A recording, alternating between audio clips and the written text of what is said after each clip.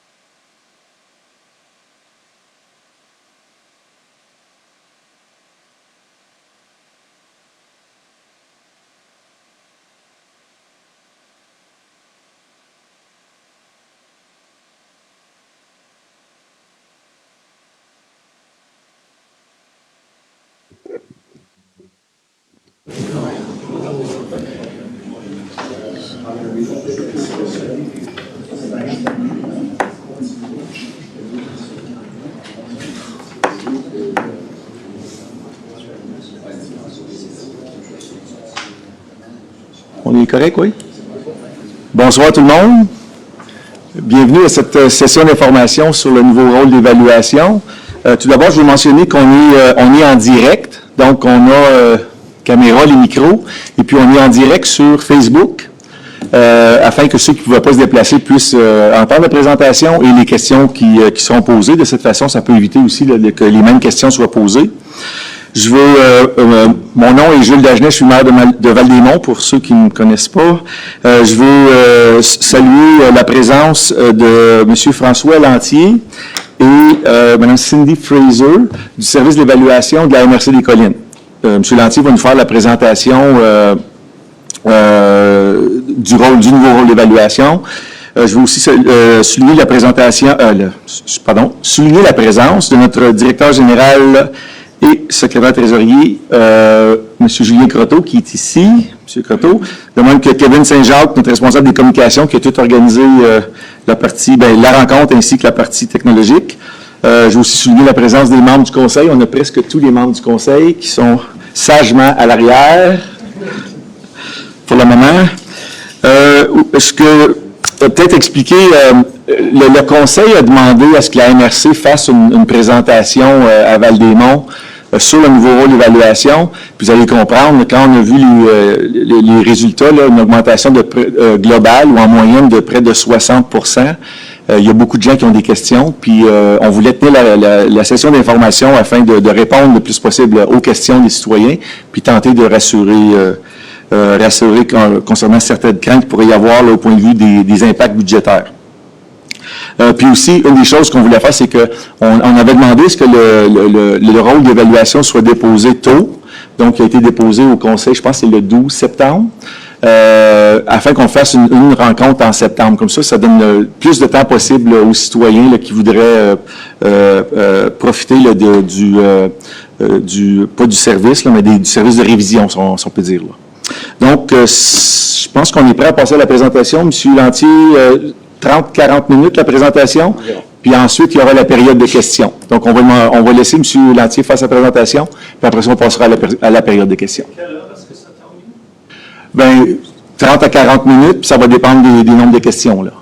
Donc, mettons, à 7 heures, on va viser 7h40 pour la feuille de présentation, je pense, 35 minutes, c'est bon. Puis ensuite, il y aura les questions. C'est bien? Il n'y a pas d'enjeu avec ça. Non, OK. Bien, on n'en avait pas imprimé. Tu n'as pas répondu. Oui. Combien de temps pour les questions après? Ah, il n'y a pas de limite pour les questions après. Il n'y a pas de limite. Monsieur Lantier me disait que de son expérience dans les autres municipalités, il faut me dire, vous partagerez. C'est souvent les mêmes questions qui reviennent. C'est ça. Puis si c'est des questions plus d'ordre personnel ou par rapport à votre propriété, ça, on va prendre vos coordonnées, puis on va vous rappeler, on va fixer un rendez-vous téléphonique ou une rencontre en personne si vous le préférez. Ça fait que quand ça touche plus des questions personnelles, on vous invite après la rencontre. Cindy est là aussi pour prendre vos coordonnées, puis on va s'assurer de vous rappeler. C'est bien. Donc, on va passer, je vais passer la parole à M. Lantier. Je le laisse ouvert. OK. Bon, bien, bienvenue. Merci de l'invitation, M. Dagenet, le conseil et la direction. Premièrement, je vais me présenter. Je suis François Lantier. Je suis évaluateur agréé à la MRC des Collines depuis plus de 25 ans. Donc, ce n'est pas mon premier dépôt de rôle. Ce n'est pas la première vague de fortes augmentations que l'on vit. Par expérience, en effet, les gens s'inquiètent beaucoup lorsqu'on dépose un nouveau rôle. Il y a beaucoup d'incompréhension.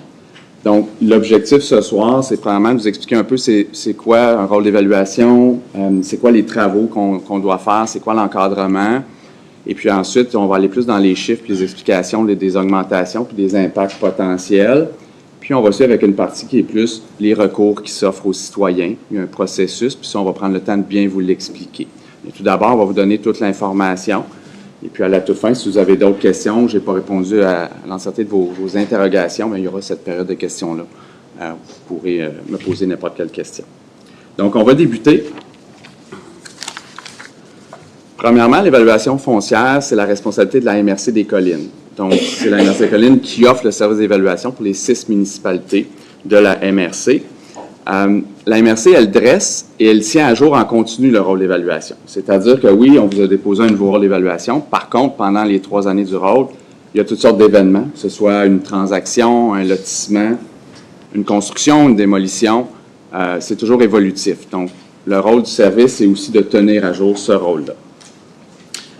2 choses sont très importantes. L'évaluateur est indépendant dans l'exercice de ses fonctions. Donc, ce n'est pas le conseil de la municipalité qui dit à l'évaluateur quoi faire. Elle peut exiger que je dépose le rôle d'évaluation, que je respecte les lois, mais l'évaluateur est indépendant. L'équité, c'est le centre de ses préoccupations. Ce qu'on vise, c'est une valeur juste et équitable, et puis on est encadré. La première chose qui nous encadre, c'est la loi sur la fiscalité municipale, qui dicte à l'évaluateur ce qu'il doit faire, quand il doit le faire. Et puis aussi, il y a le ministère des Affaires municipales qui vient préciser comment le faire. Donc, il y a un volume qui s'appelle le Manuel d'évaluation foncière au Québec. Il est disponible en ligne. Il est gratuit depuis 1 an ou 2 à peu près en ligne sur le site du ministère. C'est environ 1500 pages. Ça l'explique exactement dans les détails toute l'information que chaque service d'évaluation au Québec doit tenir à jour, tous les gestes qu'il doit poser, ça l'explique plein de choses. Donc, une belle petite lecture de chevet pour ceux ça l'intéresse. Ensuite, bien sûr, comme évaluateur agréé, on a nos normes de pratique professionnelles qui viennent dicter les gestes, quand, comment, ce que l'évaluateur doit faire comme évaluateur municipal. Et en plus, on a un code d'éthique aussi qui vient guider nos décisions. Donc, on a une très grosse structure. Oui, l'évaluation, c'est subjectif. On fait de l'analyse, on détermine des valeurs, mais c'est extrêmement structuré. Donc, on travaille chez vous, dans les Laurentides, dans la Nouvelle-Beauce. Les règles sont les mêmes pour tous les évaluateurs au Québec. J'ai une question sur ça. Monsieur, tu m'as dit que les évaluateurs sont indépendants. Oui. Est-ce que votre salaire, ça vient de municipalité ou non? Ça vient de la MRC des Collines, mon salaire. Il est voté par tous les élus du territoire, mais c'est le budget général qui est voté. Donc, ils ne votent pas sur mon salaire. Quand tu dis que ton rôle comme évaluateur est indépendant, Oui. c'est pas possible si tu es payé par l'organisation que tu évalues. Ça, c'est une contradiction. On va prendre les questions après la présentation, mais on pourrait pas argumenter, mais avoir une discussion sur ce principe-là. C'est vrai ou non? Bien, dans le fond, là, le niveau politique ne peut pas intervenir dans les décisions de l'évaluateur. Donc, quand je fais mon travail, là, moi, dans mon bureau, là, c'est moi qui décide. Il n'y a personne qui me dit quoi faire, comment le faire ou qui décide sur la valeur. J'ai l'indépendance de décider. Puis, un élu ne pourrait pas, justement, m'amener en discipline ou donner un avis disciplinaire parce que je n'aurais pas changé une valeur d'un citoyen à son goût, là. Il n'a pas la possibilité. Je suis protégé de par la loi. C'est moi qui détermine les valeurs. Ils peuvent me dire, François, tu n'as pas déposé un rôle d'évaluation, tu dois me déposer un rôle. D'ordre général, là, il pourrait même exiger que François vienne ce soir expliquer aux gens. Ça, ils peuvent le demander. Ça, ils ont le droit. Alors, on pourrait peut-être dire que tu es impartial, mais pas exactement indépendant parce que ton appointement, c'est choisi. You were hired, so you're not independent. And your salary, ton salaire, vient de cette organisation, cette municipalité. Alors, tu ne peux pas dire que tu es indépendant. C'est juste un point. Si vous préférez impartial, là, Impartial, c'est bon. Ce que je vous dis, c'est que c'est prévu justement dans la loi, que l'évaluateur, il agit de façon indépendante. Il dresse ce qu'on appelle, là, puis c'est là que j'en viens, ce qui est un rôle d'évaluation. Dans le fond, moi, ce que je fais, je dresse l'assiette fiscale. Donc, je dresse une assiette fiscale, puis quand je donne l'image à la municipalité, c'est un résumé en 3 pages de voici les valeurs que vous pouvez taxer. C'est ça mon rôle. Je dépose l'assiette fiscale, la municipalité détermine son budget ensuite sur cette assiette fiscale-là. Donc, l'assiette fiscale, nous autres, on la prépare autant pour les municipalités que pour les commissions scolaires. Donc, bien sûr, les commissions scolaires francophones, anglophones. Donc, ces 3 organisations-là vont tenir ce qu'on appelle un rôle de perception, mais l'assiette fiscale est déterminée par la MRC des Collines. Donc, dès qu'il y a des modifications au rôle, elles doivent être transmises à ces 3 organismes de taxation-là pour qu'elles modifient leur rôle de perception. Le rôle d'évaluation aussi, c'est un inventaire des immeubles sur le territoire. Le manuel d'évaluation foncière nous dicte ce qu'on doit tenir comme inventaire sur les immeubles. Principalement, il y a 4 fichiers qui sont contenus dans le rôle d'évaluation. Le premier, c'est le système d'information géographique. Pour ceux qui connaissent la matrice graphique, c'est une cartographie de l'ensemble des immeubles sur le territoire. La base de cette donnée-là vient principalement du cadastre du Québec, du registre foncier en ligne. Donc, on reçoit tout ce qui est les nouveaux cadastres déposés par un arpenteur. On reçoit également tout ce qui est les contrats notariés qui sont enregistrés au registre foncier.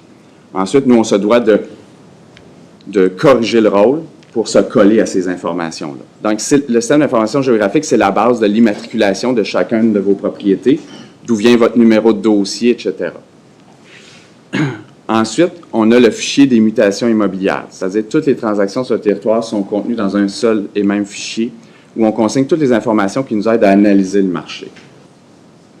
Le troisième fichier, c'est les unités de voisinage. Le terme, là, je vais vous le simplifier, c'est nos micro-marchés. C'est-à-dire que sur le territoire, on divise le territoire, on regroupe le plus de propriétés possibles qui possèdent les mêmes caractéristiques et qui réagiraient, de par notre opinion, de la même façon sur le marché. Un exemple simple, on ne mettra pas des propriétés non riveraines avec des propriétés riveraines qui ont fait nos analyses. C'est d'une évidence. Ensuite, le plus volumineux là, des fichiers, c'est le dossier de propriété. Donc, chacun d'entre vous, votre propriété, on a toute l'information à propos de votre terrain, les services qui sont offerts sur votre terrain, les grandeurs. On a toutes les informations à propos de vos bâtiments. C'est vraiment réglementé par Québec, l'information qu'on doit tenir sur vos dossiers. Donc, par exemple, sur une maison, bien, on a toute l'information des mesures de la maison, on a le croquis, les photos. On détient aussi l'information sur comment est construite votre maison, de la fondation à la toiture, la nature des matériaux qui sont composés de votre maison. Ensuite, quand on a tous ces fichiers-là, ce qu'on fait, bien, on prépare des valeurs réelles, bien entendu, autant sur le terrain, le bâtiment et finalement l'immeuble.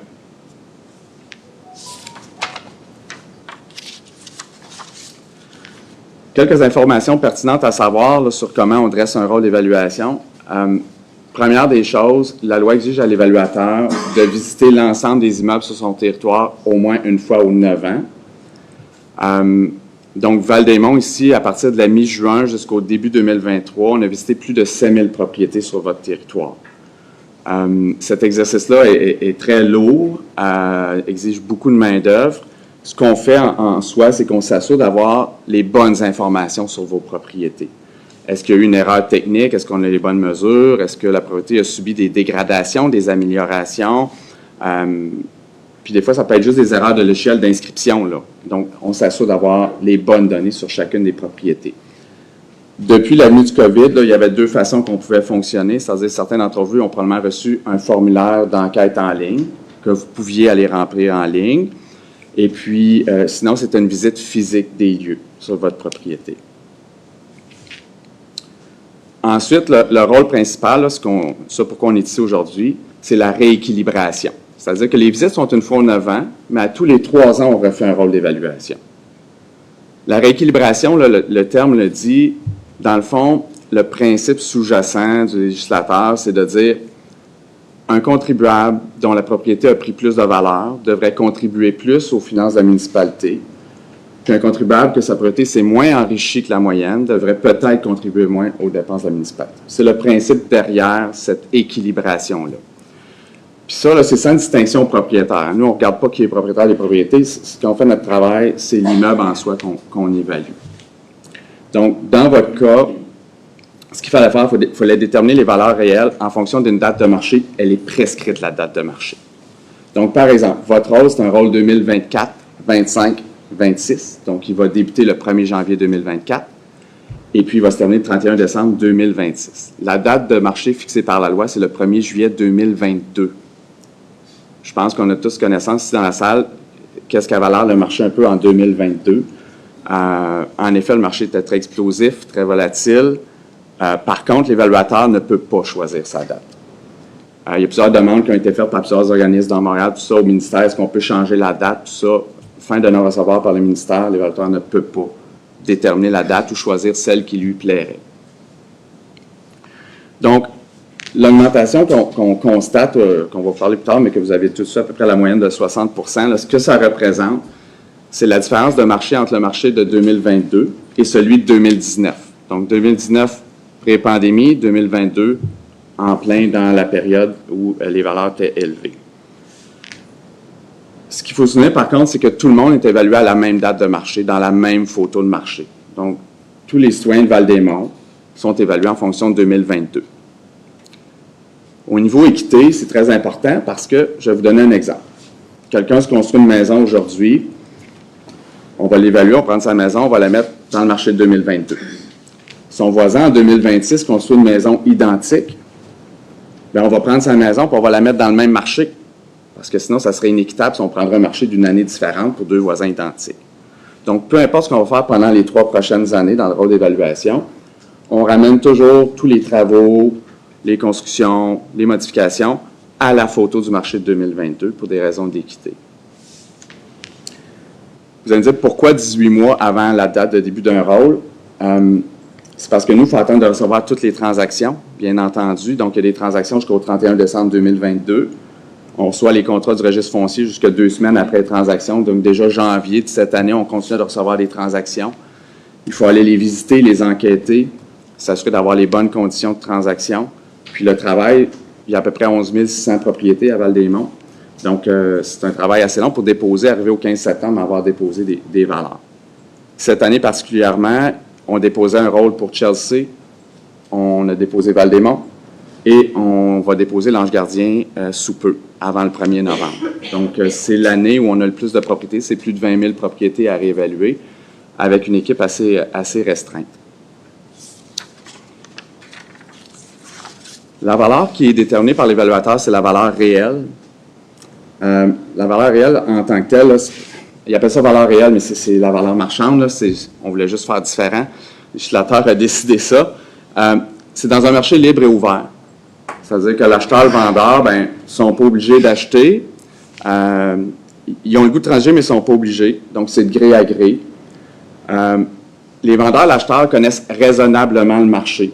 Ils connaissent raisonnablement l'état de la propriété, puis l'utilisation qu'ils peuvent faire de la propriété.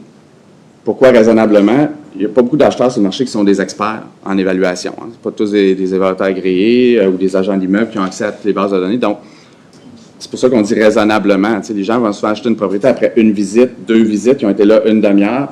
Est-ce qu'ils ont vu tous les détails de la propriété? Non, mais ça fait partie du marché, surtout celui qu'on a vécu, qu'on vit actuellement, où les gens n'ont très peu de temps pour réagir ou faire une offre d'achat sur une propriété. L'objectif de l'évaluateur, c'est de viser 100% de la valeur réelle. Donc, statistiquement, quand on envoie nos résultats à Québec, il s'assure qu'entre les évaluations qui sont déposées et les prix de vente, que statistiquement, on arrive à 100%. Ce qu'on vise, c'est la valeur milieu. Donc, on ne vise pas les valeurs les plus élevées par secteur, ni les plus basses, on vise le milieu, c'est ce qu'il faut retenir. Puis ça, c'est validé par Québec. Ce qui valide aussi, il s'assure qu'on n'a pas augmenté juste les transactions. C'est-à-dire que toutes les propriétés qui ressemblaient aux transactions ont dû réagir sensiblement de la même façon que les propriétés qui ont été vendues. Je vous rappelle que l'évaluateur ne fait pas le marché, on l'observe. Donc, ce n'est pas nous qui avons acheté l'ensemble des propriétés, ce n'est pas nous qui les avons vendues, nous, on ne fait qu'observer les transactions. Aussi, c'est de l'évaluation de masse. Donc, contrairement, si vous faites venir un évaluateur chez vous pour renouveler votre hypothèque, il va visiter votre propriété, il va faire une étude de marché très spécifique pour votre propriété. Nous, à 11 600 propriétés, c'est de l'évaluation de masse. Donc oui, on utilise toutes nos cartes, on visite les transactions, il y a plusieurs étapes qui sont faites, mais il y a beaucoup de statistiques aussi qui viennent en ligne de compte. Et puis, bien sûr, toutes les propriétés qui sortent de ce qui est du standard comme propriété, souvent, là, on va faire des vérifications plus approfondies sur les propriétés qui ne représentent peut-être pas la moyenne du marché. Donc, ce qu'on vise comme service, c'est toujours d'arriver au meilleur résultat possible avec le moins de moyens possible. Parce que c'est vos taxes qui payent le service d'évaluation, donc on essaie toujours d'arriver au meilleur résultat possible. Rapidement, puis pas de façon exhaustive, je vais vous parler peut-être des étapes quand on fait une équilibration du rôle. La première étape, là, c'est qu'on va découper le territoire en micro-marchés. Vous allez voir plus tard, là, il y a des cartes que je vous expliquerai à la fin de la présentation. Ce que je disais, qu'on regroupe le plus de propriétés possibles ensemble qui représentent les mêmes caractéristiques pour les évaluer ensemble. Ce qu'on sait d'expérience, c'est que souvent, ces micro-marchés-là, il y en a qui vont réagir de la même façon. Donc, ce n'est pas parce qu'il n'y a pas de transaction dans un micro-marché qu'on ne touche pas à valeur. Parce qu'on sait par expérience que certains marchés réagissent toujours de la même façon. On va visiter puis enquêter toutes les ventes. La raison. Je vais vous donner un exemple fort simple. Quelqu'un a acheté une maison de Bon-de-Lac, elle s'est vendue 70% plus cher que la valeur qu'on avait au rôle. Puis quand on va rencontrer le citoyen, puis on lui pose des questions, est-ce que la propriété est en bon état? Est-ce qu'il y avait des vices? Est-ce que vous avez des travaux à faire? Est-ce qu'il y avait des meubles? Ah oui, il y avait un ponton. Il valait 30 000. OK, mais il faut l'ajuster, la transaction. Là. On ne peut pas tenir compte de biens meubles. Donc ça, c'est un exemple parfait d'enquête qu'on fait, puis on s'assure que ce n'est pas inclus dans les prix de vente quand on fait notre analyse. Pour vous donner un exemple de la quantité de transactions qui ont été analysées, là, en 2021, il y a eu 719 transactions sur le territoire. Sur 11 000 dossiers, c'est quand même beaucoup de transactions. Puis en plein dans notre photo du marché, il y a eu 576 transactions qui ont été effectuées sur le territoire. Donc ça, c'est notre base là, pour notre réflexion quand on a réévalué tout le monde, c'est ces transactions-là. Est-ce qu'on les a toutes retenues? Non. Il y a des transactions qui, suite à l'enquête, on s'est aperçu qu'il y a des problématiques particulières à cette propriété-là. Il y a des raisons que le ministère nous permet de rejeter des transactions, de ne pas les utiliser. Mais on ne peut pas juste décider, celle-là, je ne l'aime pas, elle est trop chère, elle n'est pas assez chère. Lorsqu'on rejette une transaction, on doit le justifier auprès du ministère des Affaires municipales, la raison pour laquelle on a rejeté une transaction. Sur les 576 ventes, il y avait 194 ventes vacantes et les 384 autres, c'était des propriétés construites de toute nature, chalets, résidences principalement et quelques propriétés commerciales. Dans les étapes de base, on commence toujours par la valeur réelle du terrain par rapport aux transactions. Ensuite, tout ce qui est des bâtiments, principalement, là, je pense, là, j'ai des gens ici, des propriétaires d'unifamiliales, on calcule le coût de remplacement de ce bâtiment-là. Donc, combien coûterait pour construire une résidence qui offre les mêmes services, même grandeur, même qualité en 2022? Ces taux-là sont fournis par le ministère des Affaires municipales. Il y a un guide de coûts qui guide l'évaluateur. Selon l'information qu'on a, on arrive à un coût de remplacement. Ensuite, ce que l'évaluateur va faire, il va calculer toutes sortes de facteurs puis de dépréciation. La principale, pour vous donner un exemple de type de dépréciation, c'est la dépréciation physique. Donc, par rapport à l'âge apparent d'un bâtiment, on va venir retirer un pourcentage de valeur. C'est-à-dire qu'un acheteur ne paiera pas le même prix pour une maison de 2010, identique à une de 90. Ça, c'est le marché qui nous le dit. Donc, ce qu'on fait, c'est qu'on prend toutes les constructions qui ont été vendues, plutôt, et puis on regarde combien moins cher l'acheteur paye pour une maison plus vieille. Puis là, ça nous donne un cheminement de quel pourcentage de dépréciation on doit appliquer à chaque propriété selon leur âge apparente. Pourquoi l'âge apparent? C'est-à-dire que, oui, les maisons ont un âge originel, c'est-à-dire ont été construites en telle année, mais au fil des années, les gens font des améliorations, des rénovations, des remplacements. Chaque élément de vos maisons a une contribution sur l'âge. Donc, une maison dont les fenêtres n'ont pas été rénovées ne se vendra pas le même prix qu'une maison identique, mais que les fenêtres ont été rénovées en 2020, par exemple. Donc, ça, on en tient compte dans la valeur de vos propriétés.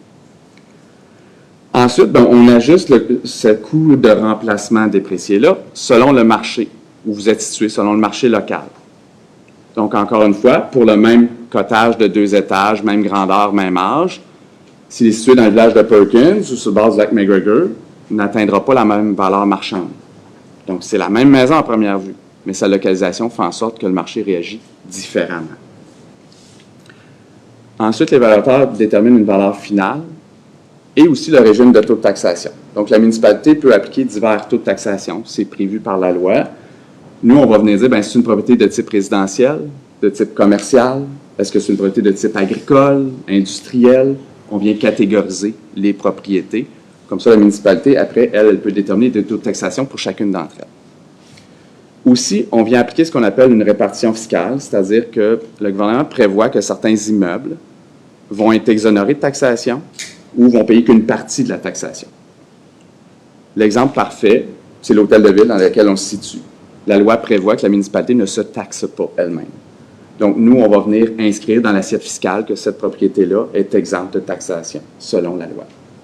Et la municipalité, bien, en tant que telle, lorsqu'elle va faire sa taxation, elle n'émettra pas de compte de taxe pour son immeuble. J'ai fait une petite liste, là, elle n'est pas exhaustive, parce que la liste est très, très longue de tous les éléments qu'on tient compte ou qui influencent la valeur d'un immeuble. La première, bien entendu, c'est l'offre à la demande. On l'a vécu, là, très peu d'offres pendant la pandémie, beaucoup de demandes, ça a fait flamber les prix. C'est un principe économique de base. La localisation, j'aurais pu l'inscrire 5 fois, là, mais c'est le principe le plus important. Où est localisée la propriété? C'est une des choses qui a le plus d'influence sur la valeur de l'immeuble.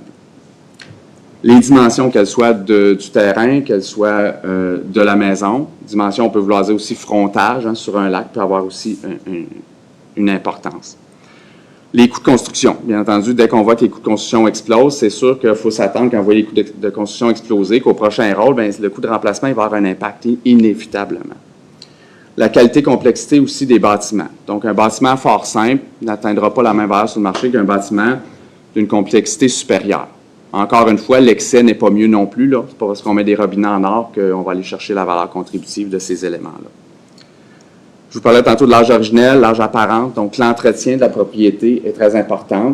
Quand on a fait le maintien de l'inventaire de tous vos immeubles sur le territoire, bien entendu, on a constaté l'état d'entretien des propriétés. Donc, certaines d'entre elles se sont beaucoup dégradées en 9 ans. D'autres, bien, l'entretien est normal ou supérieur parce qu'il y a eu des travaux de rénovation. Donc, ça, c'est un élément extrêmement important. Bien sûr, on essaie de tenir compte dans tous les micromarchés des avantages, désavantages. Là. Accès facile, accès difficile, des choses comme ça. Si le marché réagit, bien, on va s'adapter. Ensuite, un des impacts qu'il faut considérer, là, quand vous allez voir l'augmentation de votre propriété, vous allez vous comparer avec vos voisins. Donc, on n'applique pas un pourcentage par secteur. Une maison plus vieille peut avoir pris plus de valeur qu'une maison plus récente. C'est le marché qui nous le dit. Une propriété, quand on a fait la visite du maintien d'inventaire, on a peut-être constaté des petites erreurs dans le dossier qu'on a corrigées qui font en sorte que la valeur va varier différemment de vous. Donc, ce qu'il faut vous comparer quand vous allez regarder votre valeur, c'est plus les transactions qui ont eu lieu que la valeur de votre voisin. Ça, il ne faut pas l'oublier. La base pour juger si votre propriété est bien évaluée, c'est les transactions qui ont eu lieu dans votre secteur, les transactions comparables. D'autres éléments aussi, ça peut être la fonctionnalité du bâtiment. Un bâtiment qui a juste une chambre à coucher, que les entrées sont trop restreintes, que l'accès à la maison est difficile, ou des vices de construction majeures aussi. On se doit d'en tenir compte. On arrive aux augmentations moyennes par propriété. En effet, le chiffre fait peur. Je vous dirais que on est arrivé là, pour tout type d'immeuble imposable à 59,8 %, on va dire 60 pour faciliter la discussion. On a déposé un autre rôle qui est celui de Chelsea aussi cette année, qui sont sur la même date de marché que vous. Chelsea a eu une augmentation de 46 %. Par contre, les propriétés sont peut-être 50 % plus chères qu'à Val-des-Monts. Donc, vous comprendrez que le pourcentage est peut-être plus faible, mais les valeurs médianes se rapprochent plus du 700 000 que du 483 000 comme chez vous. Donc, autant les terrains vacants que les résidences unifamiliales, les chalets sont pas mal dans les mêmes pourcentages d'augmentation. C'est très stable. Par contre, je vous ai mis, par exemple, tout ce qui est des commerces. Donc, vous voyez, les commerces ont augmenté un petit peu moins en pourcentage, pas de beaucoup, mais un peu moins. La valeur médiane d'une propriété sur le territoire est passée de 290 600 du marché de 2019 à 483 300 au marché de 2022. Donc, il ne faut jamais oublier la date du marché. Donc, on s'aperçoit d'une chose, oui, le marché a augmenté beaucoup, mais ce qui influe aussi la valeur médiane, c'est que de plus en plus, les gens construisent plus gros, plus cher. Ça, on l'a noté sur le marché. Là, j'ai deux graphiques à vous présenter. Puis là c'était juste pour vous donner une image à peu près où se retrouvait combien de propriétés à peu près dans quel pourcentage d'augmentation. Donc, on l'appelle la fameuse cloche, là. Donc, vous voyez les bâtonnets du centre. Vous indique que la majorité des propriétés là, se retrouvent là, à plus ou moins 10 % du 60 % d'augmentation. Donc, certains vont être à 50, certains vont être à 70. Ça dépend vraiment de votre secteur. Mais en effet, on a certains petits bâtonnets là, qui se retrouvent dans la partie nettement inférieure. Il y en a même qui ont baissé de valeur.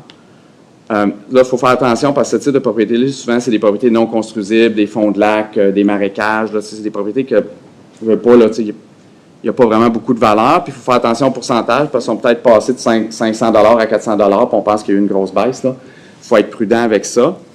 Et puis, oui, il y a certaines propriétés qui augmentent plus de 100 %, plus de 120 %. Okay.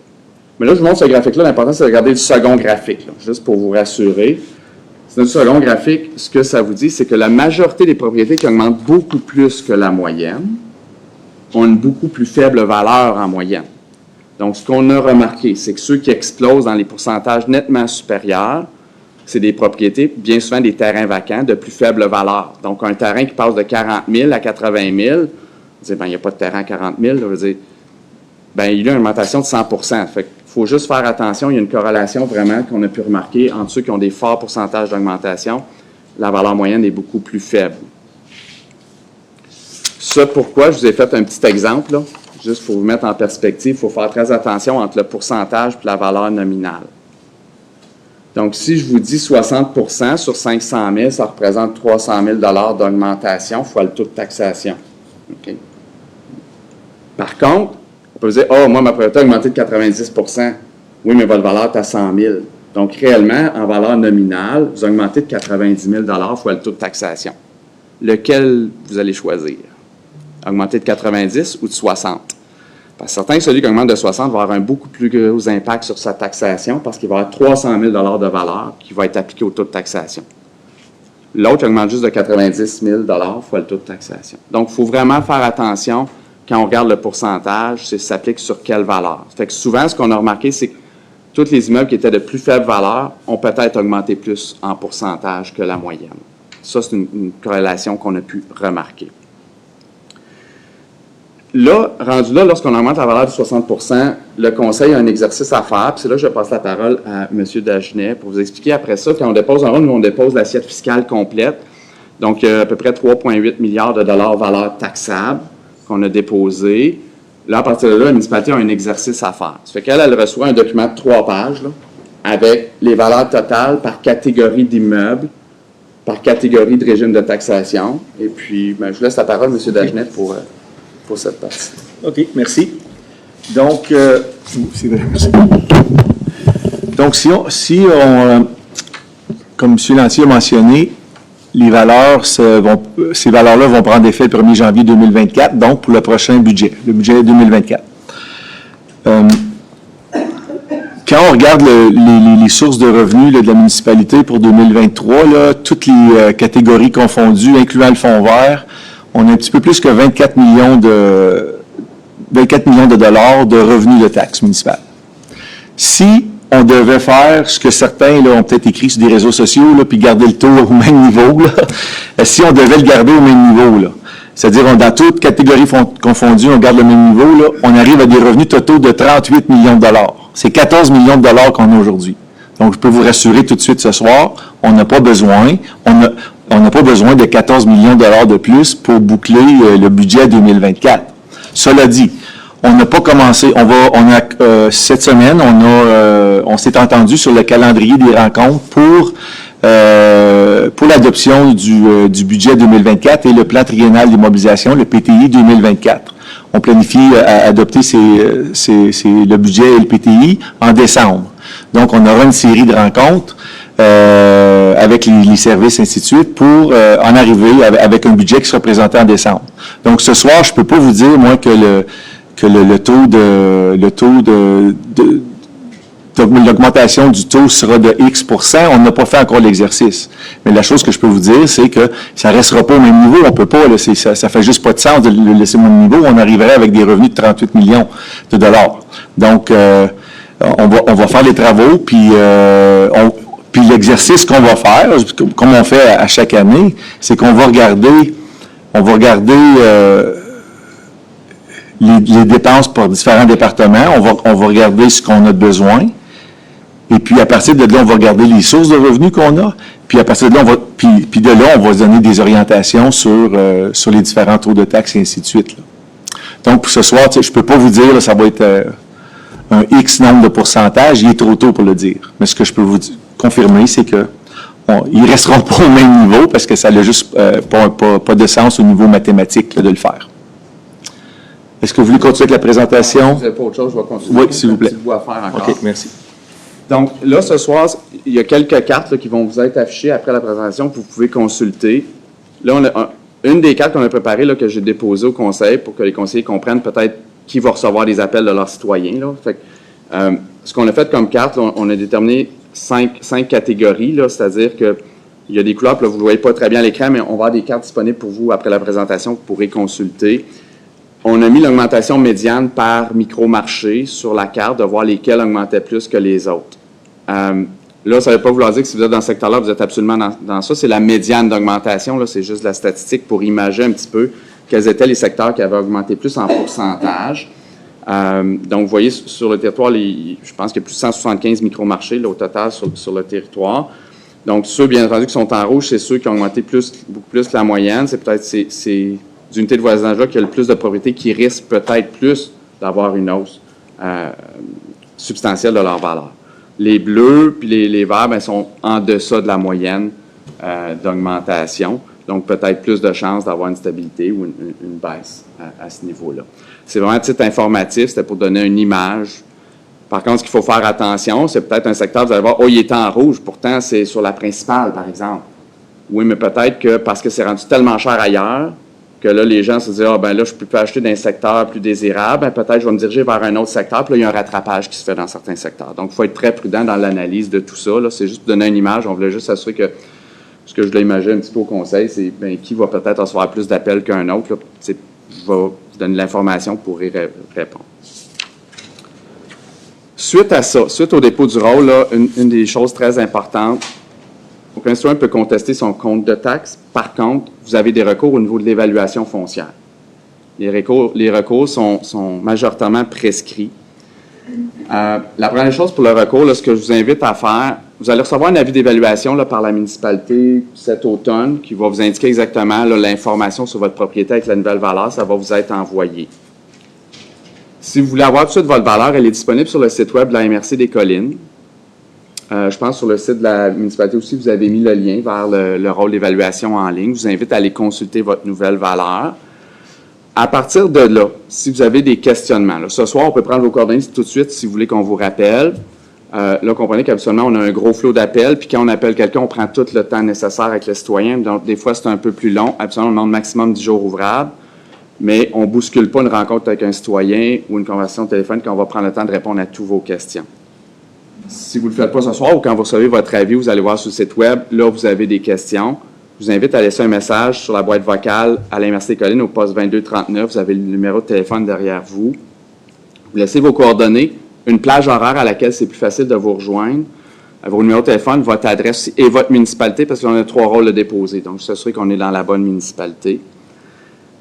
Le premier objectif, là, c'est qu'il y a un technicien ou un évaluateur qui va vous rappeler, va répondre à vos questions, va vérifier les données techniques sur votre propriété, s'assurer que, il n'y a pas d'anomalie, quoi que ce soit. On peut faire une petite analyse sommaire de votre valeur. Regardez 2-3 transactions dans votre secteur, les partager avec vous.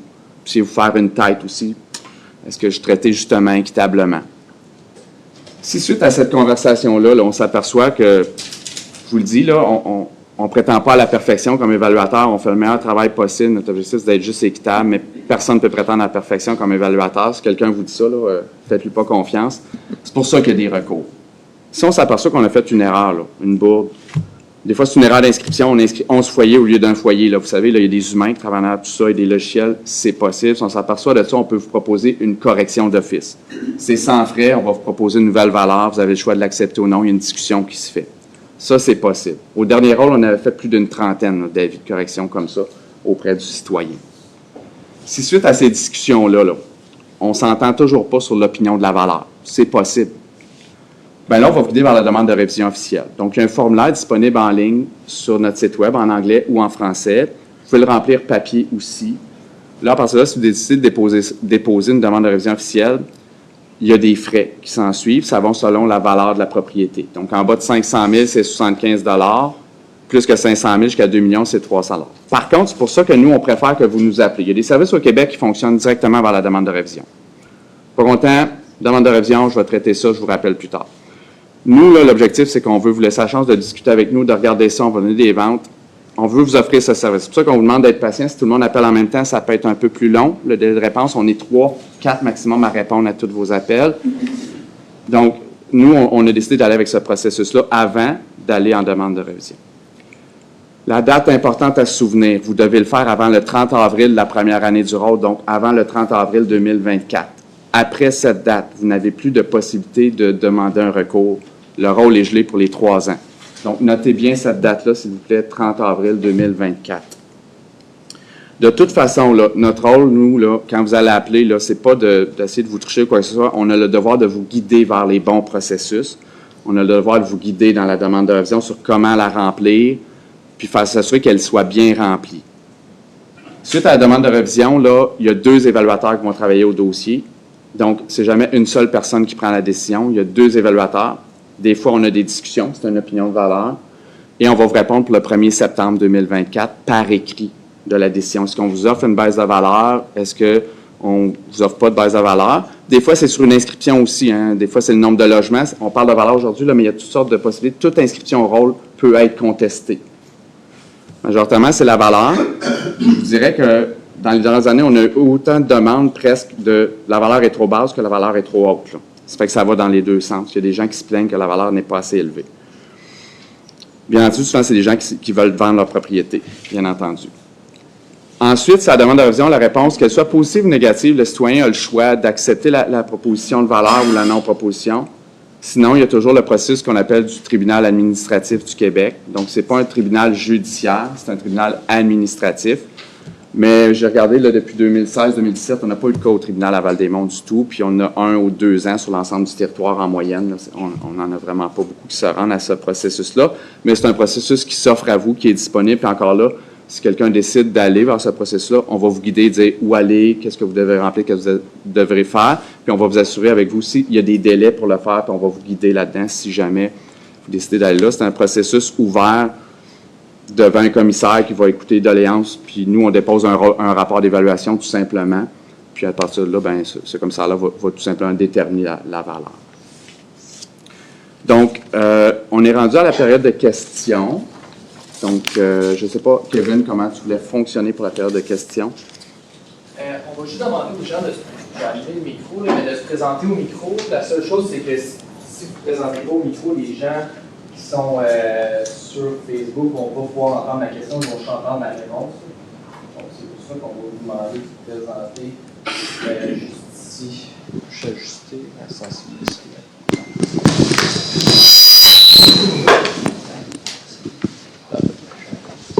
Vous n'avez pas besoin de vous coller directement au micro non plus. Là. Juste, même si les personnes sont capables de m'entendre, il faut juste qu'on soit dans un rayon, un bon rayon. Là. Fait que les personnes en arrière, on ne l'entendrait pas, mais si vous êtes proche, on va pouvoir vous entendre via le micro.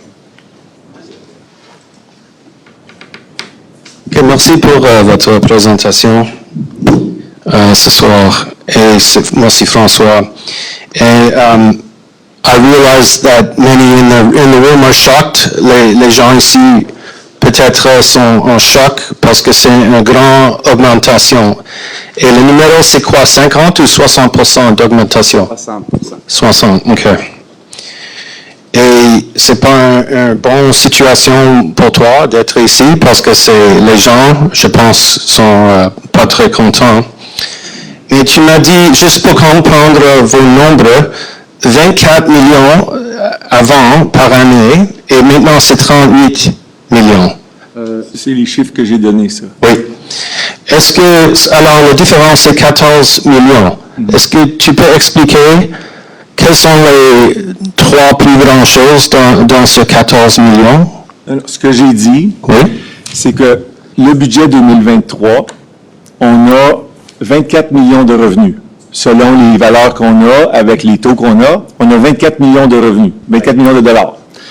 J'ai dit, si on prenait le nouveau rôle d'évaluation, qui a augmenté de 60%, et on gardait les mêmes taux de taxation, à ce moment-là, on arriverait à 38 millions. Ce que j'ai dit, on n'a aucunement l'intention d'arriver à 38 millions. C'est ce que j'ai dit. Oui, On n'a pas besoin des 14 millions. OK, mais, OK. Est-ce que tu peux expliquer les 60%? Qu'est-ce que c'est la raison? Est-ce qu'il y a un pont que tu construis, un projet public qui est très grand, qui est différent de l'année dernière, qui est 60% de plus? Faut juste, je peux répondre une partie, là, c'est... Juste emporter le micro, le son est trop fort. Je vais vous le redonner. OK. Faut séparer deux choses, là. La présentation de M. Lantier, c'est pour expliquer l'augmentation de 60% des valeurs municipales. On parle ici des valeurs municipales, l'ensemble des valeurs municipales de tout le monde. Le montant de 24 millions, là, c'est les taxes qui sont collectées basées sur des taux de taxation. Donc, moi, ce que j'ai dit, c'est que les valeurs ont augmenté de 60%, mais les taxes, le total des taxes n'augmentera pas de 60% pour l'ensemble. C'est ce que j'ai dit. Merci. Qu'est-ce que les taxes vont augmenter par combien alors? Je vais me répéter ce que j'ai dit tantôt. Je l'ai dit tantôt dans ma présentation. Ce que j'ai dit, c'est que je ne peux pas vous dire ce soir quelle sera l'augmentation des taxes. On a commencé l'exercice. En fait, on s'est entendu sur l'exercice, sur le calendrier afin d'adopter le budget en décembre. Donc, ce soir, je ne peux pas vous dire ça va être quoi l'augmentation. Est-ce que tu peux nous donner un estimé? Non, un je ne peux range? pas vous donner un range ce soir. OK. OK. Deuxième question, j'ai comme 3 questions. Est-ce que vous voulez ajouter à l'explication? C'est le budget non? municipal, ça. Ah, c'est bon, OK. OK. OK. Mais même si tous les propriétaires augmentent de 3 ou 4 fois, comme tous les propriétaires dans Val-de-Marne sont 1 million, nous donnons nos taxes, mais les services que tu nous donnes en retour, chaque année, c'est toujours comme le même service. Tu reçois électricité, garbage removal, les riz et tout ce que tu fais. Chaque année, c'est le même. Right? Mais si vous parlez de ça, Mais- je pense. Moi, je peux.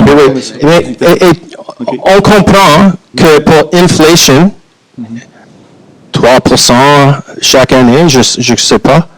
OK. Mais est-ce que oui, si tu peux expliquer.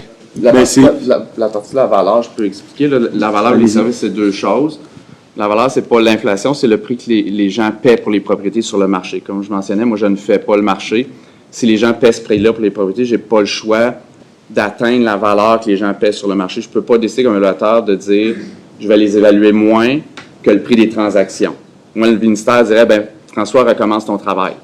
Le rôle n'est pas bon, tu recommences, il faut que tu atteignes 100% des valeurs marchandes en date du marché. Ça, c'est pour la partie valeur. Pour les parties services, mais je peux laisser. La partie service, vous avez raison que avec les années, les services, ça se peut que les services n'augmentent pas. C'est le coût des services qui augmente. Puis quand vous avez fait référence à l'inflation, mais une grosse partie de nos dépenses, ce sont les salaires. Et puis les salaires sont, on est lié à des conventions collectives qui, eux, sont attachés à des indices l'IPC. Donc, on est souvent lié avec des conventions collectives qui sont liées à l'IPC. Donc, malgré le fait que le service pour chez vous n'augmente pas, vous voyez le même service qui va passer chez vous, mais les coûts augmentent parce que les coûts de la vie augmentent. L'essence augmente, les salaires augmentent, et ainsi de suite. Le territoire grossit aussi. Il y a aussi le territoire qui grossit, puis à mesure que le territoire grossit, vient avec ça d'autres charges municipales. Là. Mais l'important, là, c'est de bien différencier l'augmentation des valeurs de 60% et les taux de taxes. Là. On ne gardera pas les taux de taxes au même montant. Là. Il va falloir qu'on en réduise pour arriver au montant de taxes qu'on a besoin. Là. Sur la présentation, ça dit fois taux de taxe. Qu'est-ce que c'est le taux de taxe? C'est ce que la municipalité détermine. La municipalité va déterminer, par exemple, qu'elle va charger 1 $ par 100 $ d'évaluation résidentielle, par exemple. Ça, c'est le taux de taxe. Oui, c'est les taux, je les connais Dans pas, moi. cet exemple-là, c'est 1%.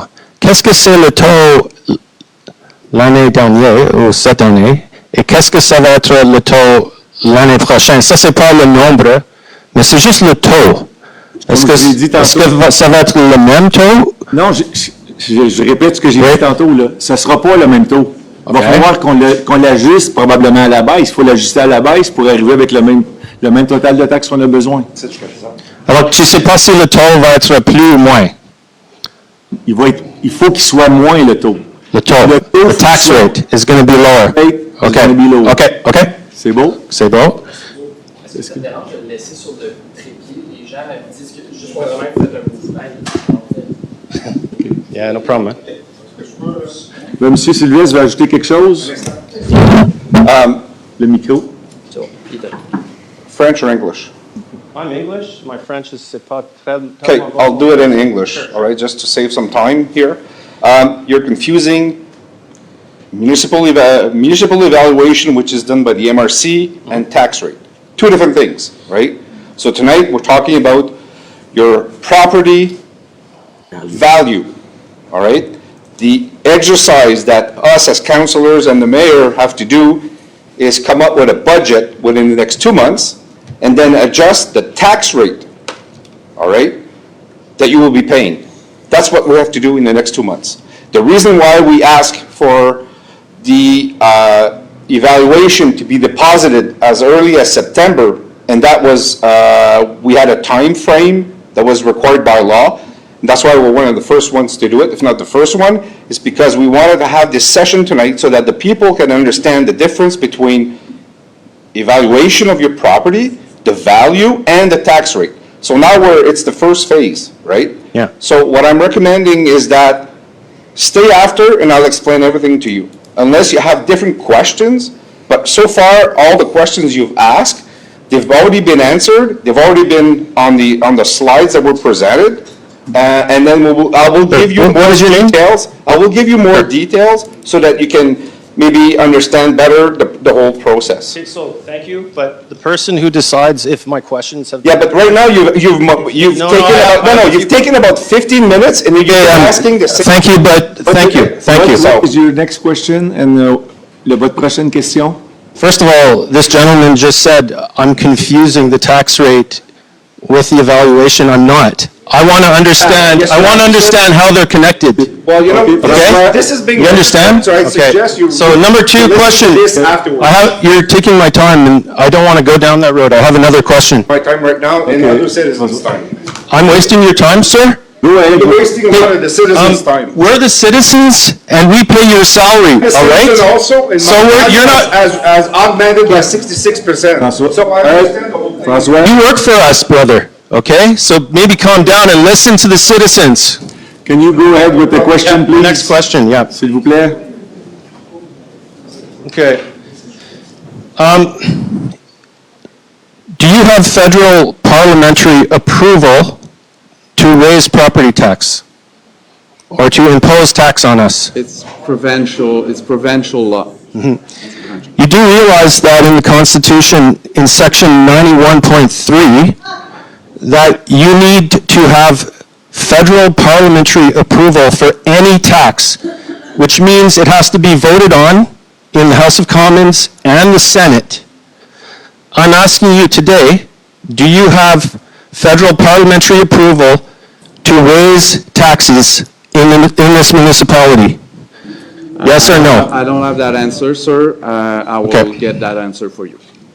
So let's take a record that that is a question. Do you have the answer, Mayor? I have, first time I hear. Go ahead. Qui, Monsieur Crato? Une municipalité n'est pas sous juridiction fédérale. D'accord. On n'a pas à obtenir d'approbation fédérale pour gérer le taux de taxation. Bon. C'est en vertu des lois du Québec. Bon. Seulement. What's your name? Julien Croteau, directeur général. Okay, Monsieur, I didn't ask that. I asked, do you have federal approval? we don't, the don't answer need is we federal don't- approval. Wait, so the answer is no or yes? It's no. No, thank you. we don't need. Thank you. You're saying it's not necessary, but it is in the Constitution of Canada, and we have a legal team who is researching this. OK. Monsieur, on va passer aux prochaines questions, s'il vous plaît. Thank you, yeah. One last question, and then we'll go to the next person in line, please. Okay. So, is it possible that if we disagree with how you're managing the budget, is it possible that we have a referendum to unincorporate this MRC and separate from you? If we're not satisfied, because many towns in Canada have separated and unincorporated, so they don't pay $6,000-7,000 tax. You only pay $1,000 tax for the garbage. And if we have a referendum here, if you're not satisfied, every one of you, give me your name and give it to Yvan and France after this meeting. If you're not happy with this tax, we can vote in a referendum to unincorporate and dissolve the municipality. If you're interested, unless you like, if you like paying higher taxes, don't talk to me then.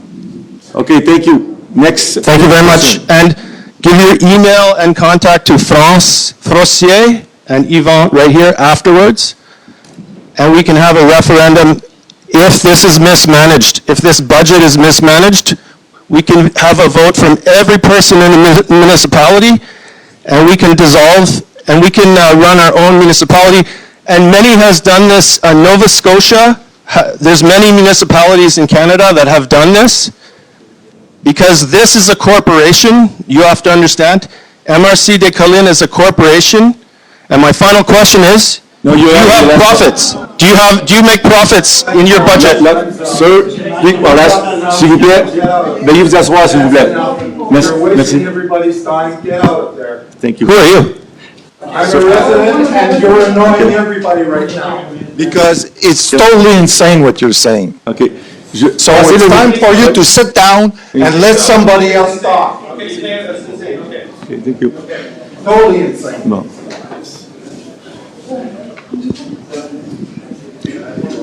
Bon, la prochaine. OK. Allez. OK. Allez-y avec votre question. Présentation. En fait, j'ai deux questions. Je fais partie des chanceux que l'évaluation... OK, silence, s'il vous plaît.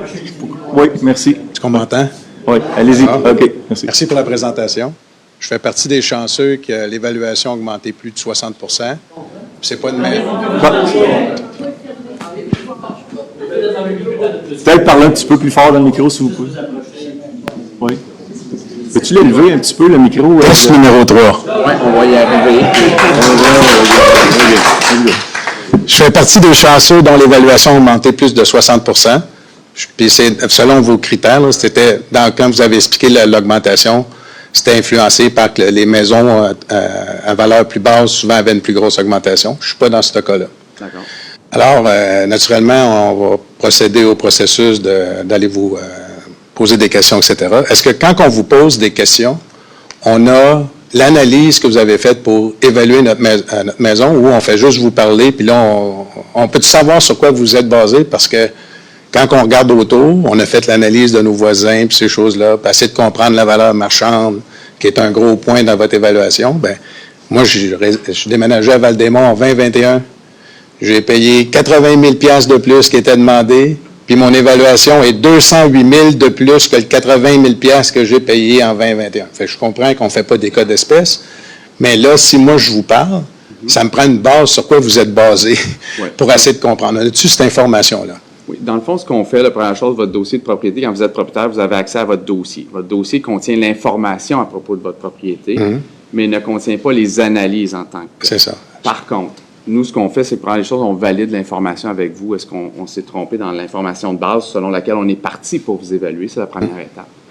Deuxième étape, si vraiment il y a une grosse distorsion, là, ce que le technicien évaluateur va faire, c'est sortir quelques transactions comparables. Pour vous donner une idée, on va se poser la question, on fait une petite analyse sommaire. Là, on ne fait pas un rapport d'évaluation, on fait une analyse sommaire pour voir est-ce qu'on est dans les ratios médians ou là, on est vraiment à l'extrême supérieur ou inférieur. Puis là, est-ce qu'il faudrait peut-être là, aller dans une expertise plus poussée? Mais les transactions, habituellement, cette donnée-là n'est pas publique à l'évaluation, mais on va vous donner une adresse, un prix de vente, une grandeur, un peu comme on a fait sur les cartes, au moins par transparence, mais ce n'est pas nous qui devons publier cette information. Ce soir, on le fait pour vous donner cette information. On vous invite à les consulter. Par contre, les cartes doivent rester.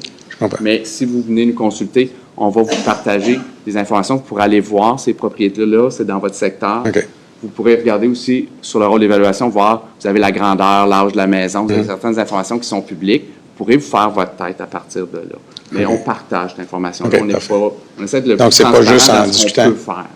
Parfait. Une question qui est dans le même ordre d'idée, mais de façon générale. On se trouve dans une situation spéciale, hein? Parce que là, vous évaluez les maisons le 1er juillet 2022, puis on sait que le marché est baissier actuellement. Fait qu'on évalue les maisons qui étaient là 1 an, puis le marché est baissier. Prenons l'exemple qu'en 2027, que vous allez refaire l'évaluation au 1er juillet 2027, puis le marché a baissé autant qu'il a levé en 2022. Est-ce que les évaluations diminuent de 60 % à ce moment-là? J'aurai pas le choix. Si c'est comme ça que ça marche? Je ne sais pas, là, c'est la question. C'est comme ça que ça marche. Par contre, là, historiquement, la seule fois que je me souviens que ça a baissé les rôles, c'était dans les années milieu 90. Fait que ça s'ajuste des deux côtés. Une maison qui avait baissé, mais légèrement. Puis en effet, il faut se coller au prix de vente. On n'a pas le choix. Ça bouge des deux côtés. Ça bouge des deux côtés. Parfait. Merci. L'histoire nous dit que c'est plutôt rare, mais si ça arrive, on n'a pas le choix. OK, merci. Bonjour. Bonsoir, M. Lantier, c'est ça? Jacques Bolduc. Deux questions, s'il vous plaît. Premièrement, je veux vous remercier pour la très bonne présentation. À un point que, si possible, j'aimerais avoir une copie de la présentation. Ça va?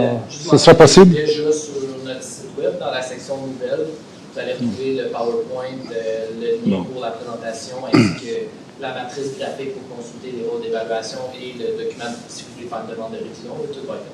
Parfait. Merci, M. Saint-Jacques. Première question, c'est basé probablement sur ce qu'on dit, se comparer, c'est se consoler.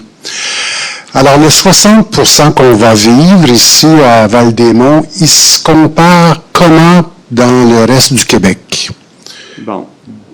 J'ai des collègues travailleurs, mais les rôles ne sont pas déposés encore, donc je ne peux pas vous partager les résultats, mais je vous dirais que c'est la tendance pas mal qu'on voit au Québec. L'ange gardien n'est pas déposé encore, mais il est dans les mêmes eaux. C'est tout ce que je peux vous dire, là, parce qu'il me reste 3 semaines de travail à faire dans ce dépôt de rôle-là, mais il va sensiblement être dans les mêmes pourcentages. Mais je ne suis pas rendu au final, là, on est dans les vérifications.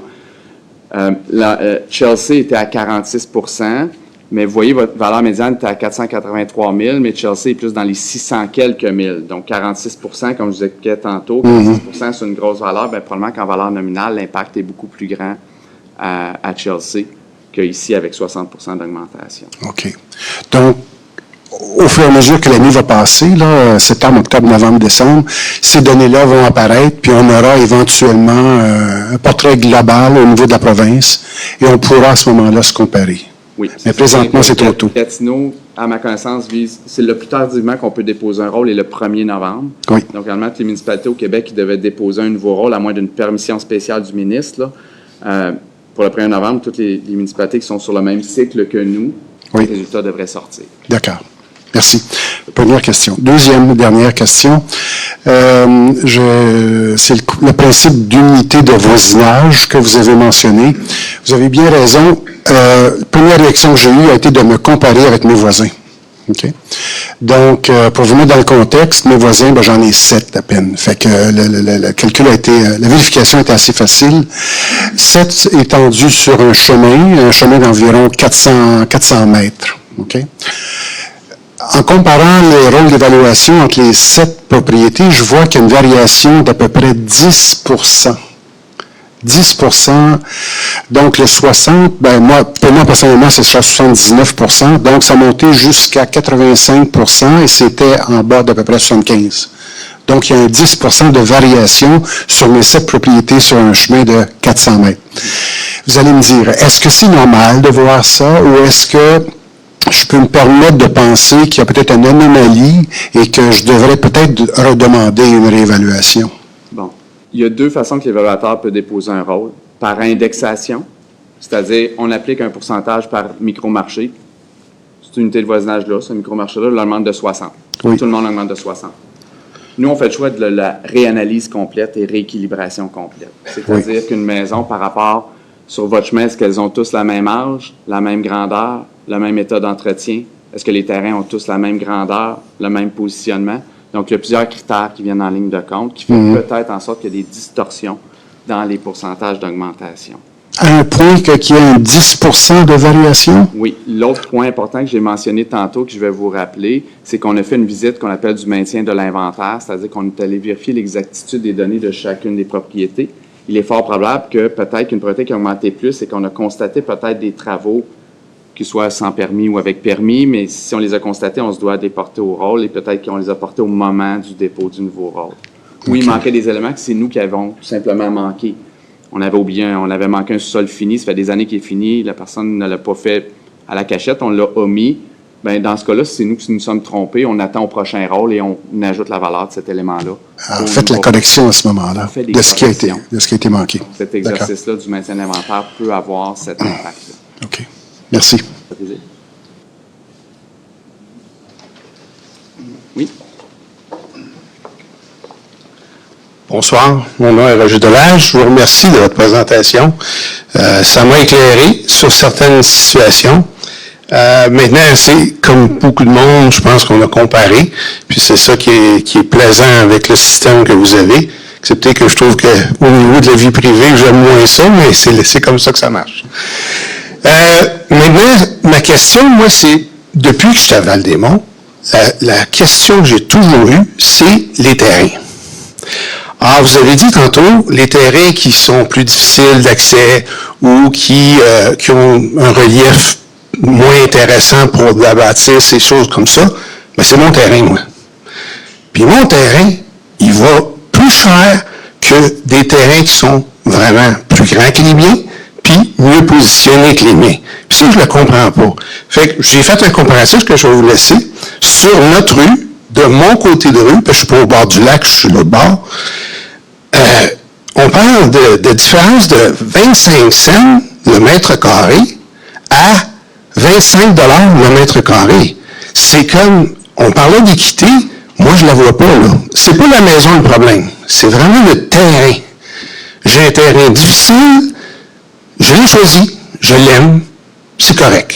Mais la question est, pourquoi qu'on a une diversité aussi grande? Puis on parle de vraiment de 25 cents, je l'ai ici noté, à 25 $. Je trouve que c'est le mètre carré, c'est le mètre carré, là. C'est le même côté, c'est le même micro-marché. Pour ce qui est de la valeur des maisons, je vous le consens, on sait que ça a monté énormément. Et on l'a étudié, on l'a calculé, on l'a analysé, ça a du bon sens, ça se tient. Mais au niveau des terrains, je trouve que ça se tient pas. C'est ce côté-là que... Vous me permettez de... Oui, allez-y. Est-ce que dans votre micro-marché, les terrains ont tous à peu près les mêmes grandeurs? Non, ça c'est l'autre partie. Moi, j'ai un petit terrain, puis la majorité ont des terrains on parle de 10 acres et plus. Alors, c'est des grands terrains, mais... La réponse, je peux me tenter une réponse, là, mais les terrains, c'est un peu comme aller au Costco. Plus on en a, moins c'est cher du mètre carré. Je vais l'essayer comme ça, là. Fait que si vous êtes le plus petit terrain, à la base, les gens veulent au moins un emplacement pour se construire, vont mettre plus de valeur sur les premiers mètres carrés que sur les derniers mètres carrés. Donc, ça, on l'observe sur le marché. Et puis, c'est fort probable que quand vous prenez un taux unitaire au mètre carré, vous dites, hey, je suis plus élevé que celui à 10 acres, à 15 acres. C'est normal. Mais ça, c'est le marché qui va nous le dire. On va regarder les ventes de plus petits terrains par rapport aux plus grands. Puis là, on est capable de déterminer quelle est la valeur des mètres carrés supplémentaires. Donc, l'exemple du Costco, peut vous imaginer un peu, mais on peut le regarder quand même, votre terrain. Je vous invite à laisser vos coordonnées à Cindy. Oui. On va fixer un rendez-vous et on va le regarder de façon plus précise avec vous. Bien, merci beaucoup. Plaisir.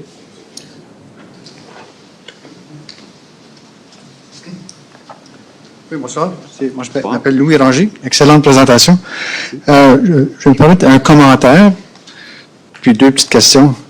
Le commentaire, c'est que on comprend parfaitement comment ça fonctionne, l'évaluation, puis les taux, c'est différent, puis on comprend tout ça, mais il y a des conséquences qui étaient peut-être pas volontaires, unintended consequences, comme vous avez parlé de la taxe scolaire. Alors, c'est pas évident que les gens de la taxe scolaire vont avoir les mêmes raisonnements que M. le maire. Peut-être qu'ils vont suivre, on ne sait pas. Donc, ça, c'est une incertitude. Il y a aussi les primes d'assurance sur les propriétés. Je présume que les compagnies d'assurance vont se rééquilibrer sur les nouvelles. Donc, c'est des conséquences financières pour les gens ici. Et puis, pour les autres, c'est un vieux problème, mais ceux qui veulent transférer leur chalet à la famille en héritage, bien, le gain de capital va être beaucoup plus grand que ce qu'ils avaient prévu. Et souvent, les familles n'ont pas les moyens de payer ça. Donc, ça fait juste amplifier ces problèmes-là. D'accord? Deux petites questions. Micromarchés, pouvez-vous identifier les micromarchés qui ont été les plus visés? Moi, j'ai fait une petite enquête. J'ai l'impression que les terrains riverains ont vraiment grimpé par rapport à ceux qui ne sont pas riverains. Est-ce que vous pouvez confirmer ça? Bien, je n'ai pas le détail. Ce pas tous les lacs, ce pas tous les terrains riverains. Parfois, il y en a qu'au dernier rôle ont déjà subi la forte hausse, puis d'autres avaient moins suivi. Puis là, ce rôle-ci, bien là, les autres sont rendus tellement chers que là, les gens se dirigent vers les valeurs moindres, ce qui fait augmenter les autres. Je n'ai pas le détail exactement ce soir sur la quantité d'unités de voisinage qu'on a analysées. Puis c'est un travail d'équipe, donc c'est pas moi personnellement qui ai fait chacune de vos valeurs. Là, je vous le confirme, on est une équipe. Mais disons, sous-question, c'est disons qu'il y a un petit lac où, disons, 30 propriétés riveraines, puis il n'y a pas eu une seule vente dans les dernières 5 années. mais les valeurs vont peut-être être influencées parce que le lac voisin a connu des ventes farfelues. Oui, bien habituellement, l'expérience nous dit quels lacs se sont comparés au niveau de l'évolution du marché. Donc, au fil des rôles, on voyait les lacs qui augmentaient à peu près dans les mêmes pourcentages que les autres. Fait que même s'il n'y a pas de transaction sur un lac en particulier, on connaît les lacs comparables, puis on essaie de se fier à ces lacs-là. Tout pour s'assurer de l'équité aussi. J'aimerais répondre à votre question, votre préoccupation par rapport aux taxes scolaires. Oui. C'est certain qu'on n'a pas le contrôle sur la taxe scolaire, là, ni la municipalité. Par contre, par expérience qu'on a vu dans les derniers booms de valeur, le gouvernement avait mis certains processus en place. Je me souviens, c'est peut-être fin des années 2007-2008 ou début 2010, là, il y avait mis un pourcentage maximum d'augmentation des taxes scolaires. Il y avait mis un processus en place. Après ça, les commissions scolaires, on a commencé à magasiner commissions scolaires. Ah oui. Là, ils ont décidé un taux unique pour s'assurer que les gens évitaient de magasiner leur commission scolaire. Donc, souvent, s'il y a des fortes hausses comme ça, j'ose espérer que le provincial peut-être va, à un moment donné, réagir. La dernière fois, c'était par des groupes de pression citoyenne, tout ça. Là, puis Ou suivre le même raisonnement que la municipalité, c'est-à-dire combien a-t-on besoin, puis ensuite on ajoute le taux en conséquence. On souhaite que ça va être ça. Et mon autre question sur la révision. Si on demande une révision, est-ce que les frais sont limités aux 75 ou aux 300 ou est-ce qu'il y a d'autres dépenses? Est-ce que je dois vous arriver avec une évaluation d'un évaluateur indépendant qui m'a coûté 1 000 je ne sais pas? Non, on ne vous le conseille pas, absolument. C'est pour ça que c'est important de discuter avec nous. Là. Réellement, la première chose, c'est la discussion potentielle d'avis de correction d'office. Si on se rend en demande de révision, absolument, on ne demande pas aux citoyens de dépenser les sommes tant qu'on n'a pas répondu. Si on a répondu, puis là, c'est à votre insatisfaction. Ça devient une contestation, j'imagine? Ou là, vous avez le choix d'aller au tribunal, c'est un choix. C'est pas une obligation, mais on va vous guider sur quoi faire. Puis, on va vous expliquer aussi comment ça se passe au tribunal. Là. Les gens, majoritairement, n'y vont pas avec un évaluateur, mais c'est un choix. On va un petit peu guider les gens. On ne fait pas votre présentation pour vous, mais on va vous expliquer un peu comment ça fonctionne, parce que c'est nouveau pour les gens.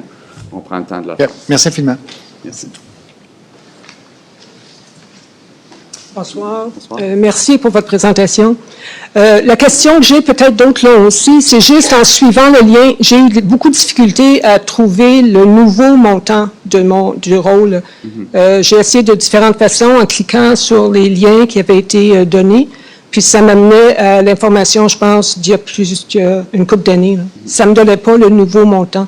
Bon, je vais faire une petite image. Là. Je vais demander à notre équipe chez nous, sur notre site web, de mettre une petite image où cliquer. Parce que présentement, il y a un rôle qui est encore effectif jusqu'au 31 décembre. C'est ça. Pour éviter de créer la confusion, il y a des gens qui utilisent, soit les agents d'immeuble, tout ça, qui utilisent nos sites pour aller chercher la valeur qui est effective en ce moment. C'est pour ça que la nouvelle valeur, il y a juste un petit compte dans le bas. Il y a un petit compte qui s'ouvre. On voit le rôle courant, mais il faut cliquer sur le nouveau lien. Je vais demander qu'on mette une petite feuille pour vous indiquer là, avec... OK. Est-ce que tu voudrais qu'on le montre avec? Oui, peut-être. Oui, ça serait une excellente idée. Oui, parce que j'ai failli ne pas venir croyant que mon augmentation était juste de 30 000 OK. Peux-tu prendre? Peut-être qu'il y en a d'autres qui ne sont pas venus aussi. Merci.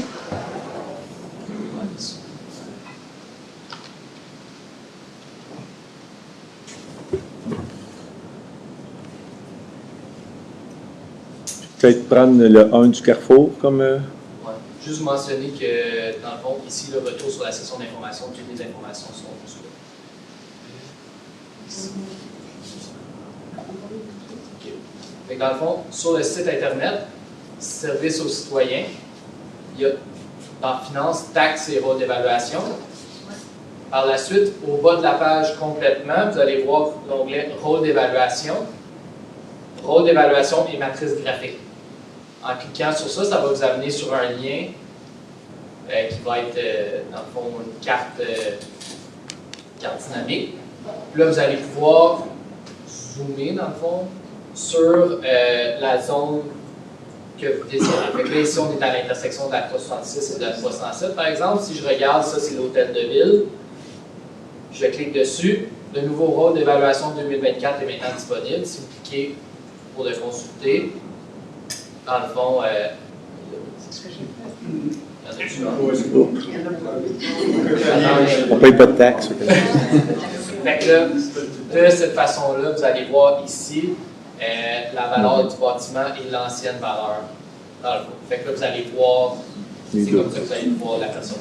Juste pour vous guider aussi, si tu permets, Kevin, vous ne n'êtes pas obligé d'y aller cibler votre propriété. Vous pouvez faire une recherche aussi. À gauche, il y a le mot couche et le mot recherche. Puis pour rassurer le commentaire d'un citoyen, on ne peut pas faire de recherche par nom de propriétaire, c'est proscrit. Donc, la seule façon, c'est soit l'adresse de la propriété, le numéro de lot, ou l'immatriculation du dossier. Il y a juste vous qui l'avez sur votre compte de taxe. Merci, Kevin. Bonsoir. On a parlé d'inflation, on a parlé de convention collective, on a parlé de la croissance de la municipalité de Val-des-Monts. Évidemment, le sujet principal ce soir, c'était l'évaluation, le rôle d'évaluation. Mais le petit bout qui est à côté, taux de taxation, OK, et lui, il va finir par aboutir. Si on parle de tous les facteurs, ce que je viens de dire, est-ce qu'il est raisonnable de croire, dans le fond, que notre compte de taxe va augmenter? Sans vous me disiez combien, est-ce que vous pouvez me confirmer que le compte de taxe risque d'augmenter? En fait, ça va varier.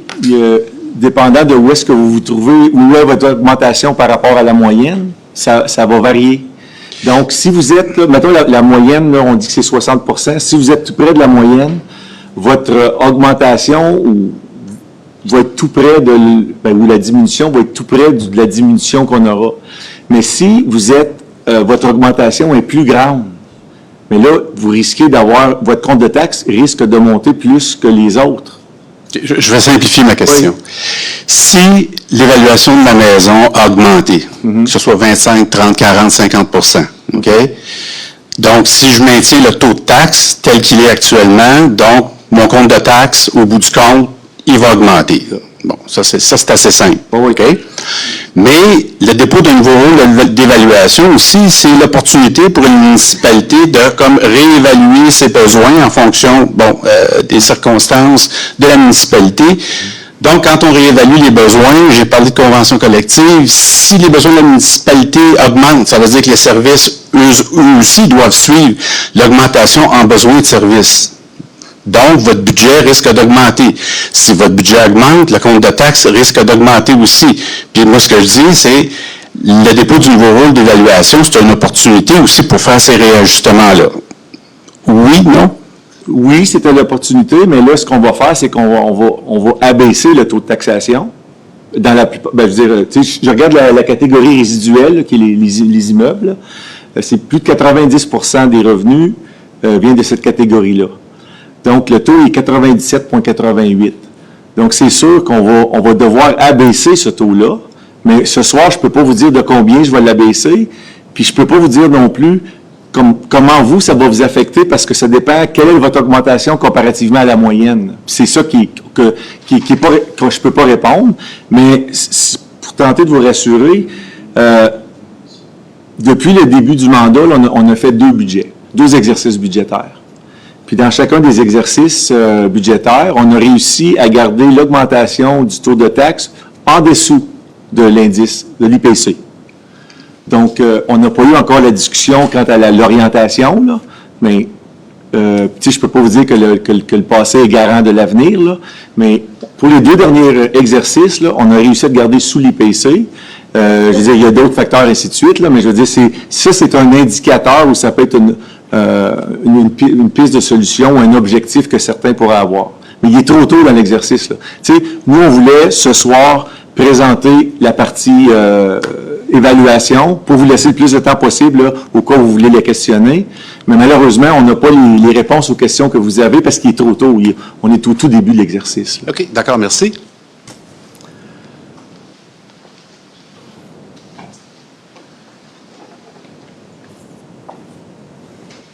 D'abord, merci pour une très bonne présentation. Ma question est assez simple, mais elle n'a pas été posée ce soir. Je me demande qu'est-ce qu'on fait des citoyens qui procurent eux-mêmes leur service d'eau et leur traitement d'eau grise versus ceux qui ont des aqueducs et de l'eau de la ville.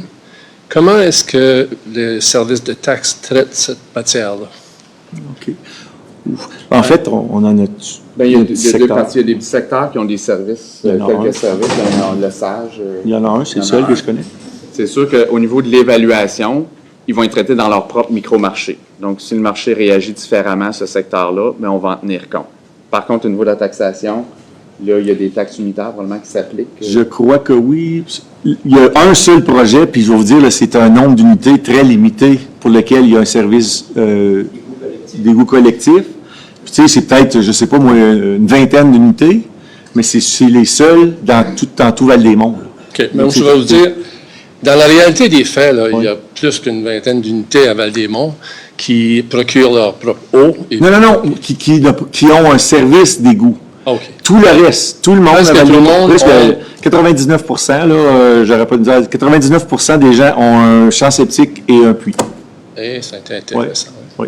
Alors, est-ce qu'il y a une différence quand même pour ceux qui l'ont et l'ont? Ben, je crois qu'il y a Ça doit être un facteur au niveau de la taxation. Ben, j'imagine. nous, au niveau de la valeur, c'est le marché qui va nous le dire si les propriétés se vendent moins cher ou plus cher parce qu'elles font partie d'un de ce d'un côté-là. réseau. Côté service, tu sais, on se pose la question les poubelles, le déneigement, tous les services municipaux et tout ça. On se dit, bon, ben écoute, si on vit sur une rue où est-ce qu'il faut qu'on paye notre propre déneigement et tout ça, pourquoi est-ce qu'on payerait autant de taxes qu'un autre qui, sur sa rue, c'est la ville qui déneige, par exemple, ou qui entretient? OK. C'est ça, ça revient souvent lorsqu'on parle entre voisins et tout, c'est pas juste. Est-ce qu'on devrait avoir...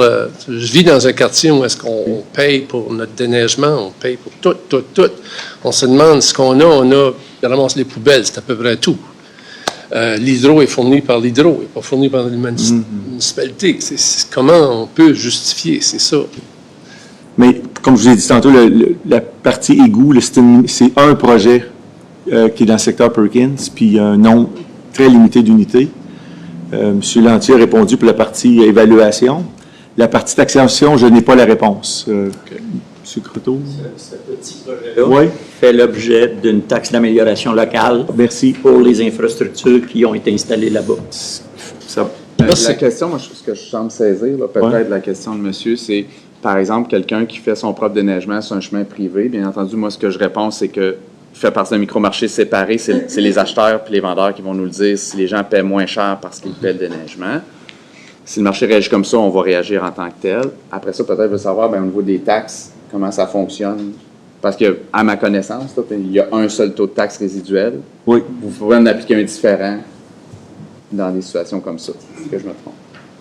Je sais qu'on a un seul taux de taxe résiduelle. M. Sylvestre? Ben, peut-être juste mentionner qu'au même titre que même si vous n'avez pas d'enfants, vous payez des taxes scolaires. Donc, ce n'est pas le principe nécessairement de l'utilisateur payeur au niveau de notre collectivité.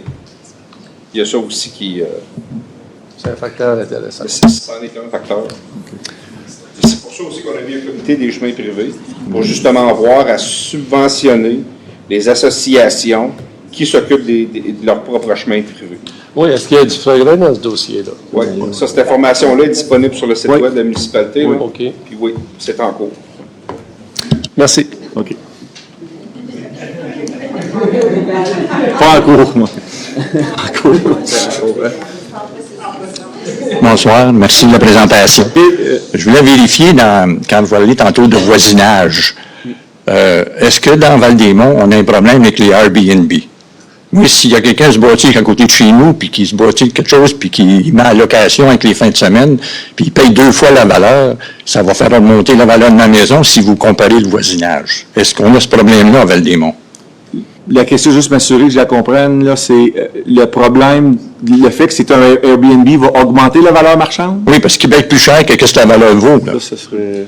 Bien, c'est certain que nous, là, on n'évalue pas en fonction de l'usage en tant que tel. Si c'est dans un secteur résidentiel et l'usage prédominant pour cette propriété-là serait une résidence, on va la comparer avec toutes les autres. Par contre, au niveau du régime de taxation, si la personne fait l'usage d'une résidence, puis c'est pas sa résidence principale, puis il l'utilise, il va être taxé comme un bâtiment commercial à un taux de taxe, chez vous, probablement qui est plus élevé. Mais comment on fait pour savoir s'il est déclaré comme Airbnb? Sur le site web de cette propriété-là, vous pouvez aller consulter, c'est inscrit le régime dans le bas du document qu'on voyait tantôt, là, le régime de taxation, est-ce qu'il est dans le résiduel, qui est la majorité d'entre vous avec votre résidence, ou s'il est déclaré comme un commercial, ça va être indiqué.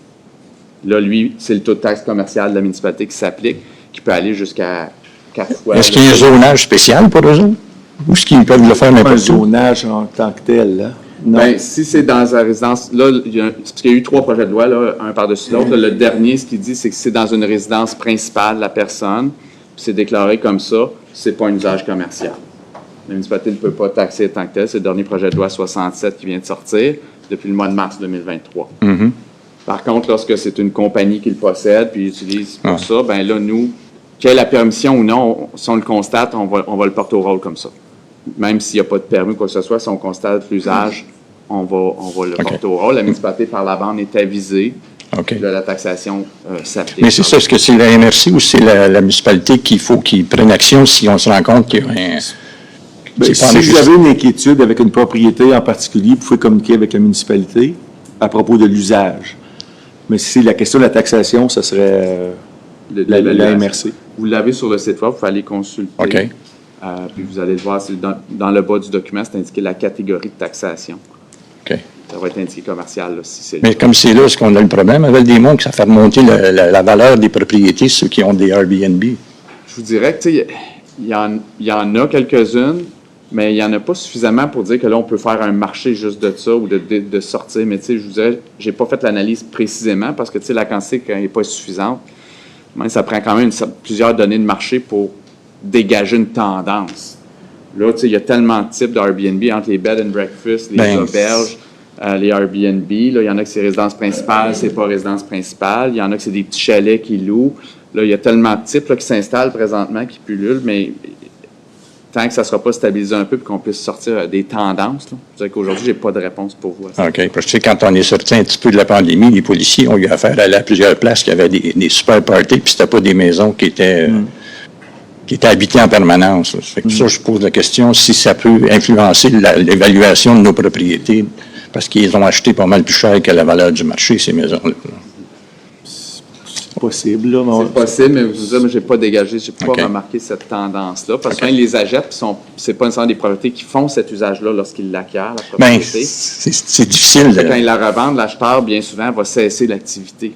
Donc, ça ne veut pas dire qu'il va continuer, prolonger l'activité qu'il avait. Mais il reste que la valeur de la maison, elle reste là. Ils ne baisseront pas en valeur parce que c'est quelqu'un d'autre qui l'achète, là. Nous, c'est pas le propriétaire qui va dégager la valeur, c'est l'immeuble en soi. Donc, ça va être le maire, le premier ministre, l'évalue de la même façon que les autres. OK, merci.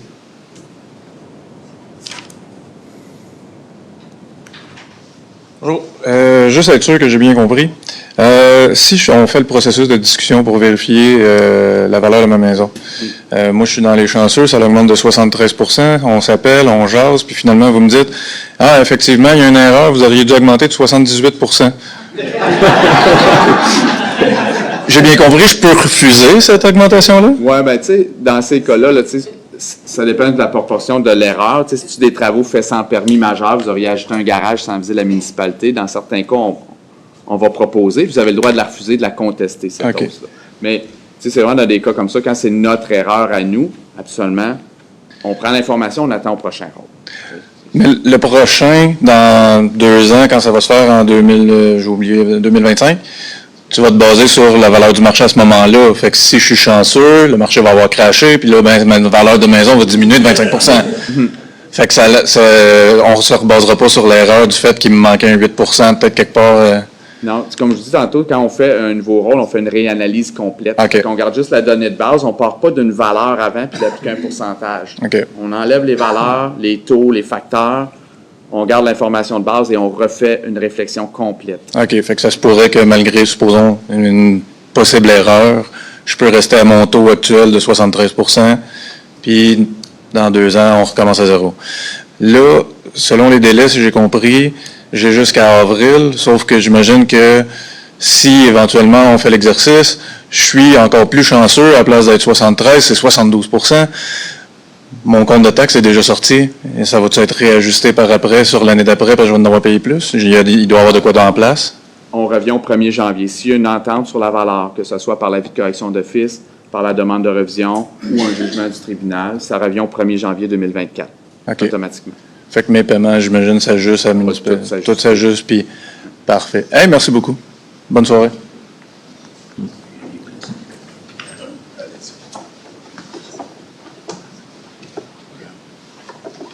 Oui, bonjour. Moi, je me demande c'est quoi qui vous a motivé à donner un grand coup comme ça, d'un coup sec de 60%, comparativement avant? C'est-tu, je sais pas, c'est qui a imaginé ça, là? Je sais pas si c'est vous, si c'est quelqu'un d'autre, là. Moi, dans le fond, les règles sont déjà édictées les règles sont déjà faites sur quand l'évaluateur doit réanalyser les valeurs, puis quel marché il doit prendre. Fait que moi, je l'ai pas choisi, le marché, là, puis c'est pas moi qui ai choisi d'acheter ces maisons-là à ce prix-là. J'avais pas le choix de prendre les maisons qui ont été vendues en 2022. Fait que si en 2022, ça s'est bien vendu, je peux pas ignorer ces ventes-là, parce que si j'évalue pas, puis je me colle pas à ces ventes-là, ben le ministère va me dire, ton rôle est pas bon. Recommence. Il faut que je me colle à ces ventes-là. Donc, j'ai pas choisi la date de marché. Puis c'est mieux comme ça, parce qu'un évaluateur pourrait dire, cette année-là, il me convient plus, ou l'autre. C'est pour éviter que l'évaluateur fasse un choix ou, justement, puisse être influencé dans sa décision. C'est ce marché-là qui est dicté, puis malheureusement, j'ai pas le choix. Fait que ça veut dire, dans une couple d'années, vous allez redonner un autre coup, je pense? On ne sait pas. Le prochain marché va être 2025. Donc, tout ce qui va se voir en 2025... C'est qui va prendre la décision? C'est encore vous autres? Oui. Fait que ça veut dire qu'on peut s'attendre à un autre 60? Non. Puis après ça, un autre 60? Moi, je vais vendre avant, là, mais en tout cas... Là, ça fait 25 ans, là, puis c'est les plus fortes hausses que j'ai vues en 25 ans. Oui, c'est ça. On a eu des cycles, là, 2004 à 2007, où on avait des 25-30 Oui, ça, c'était plus raisonnable, oui. Sur 3 ans. Après, mais là, c'est la claque. En 2012, qu'on a eu un autre claque, là. Puis il y a des secteurs qui ont augmenté jusqu'à 80 à ce moment-là. Là, j'en parlais à M. Dagenet, Lac-Meach, Lac-Kingsmere avait explosé. Tout ça, parce que je me souviens d'avoir fait des rencontres publiques, justement, parce que ça avait explosé. Mais depuis ce temps-là, c'est des hausses. Le dernier rôle avait augmenté de 6 là, sur 3 ans.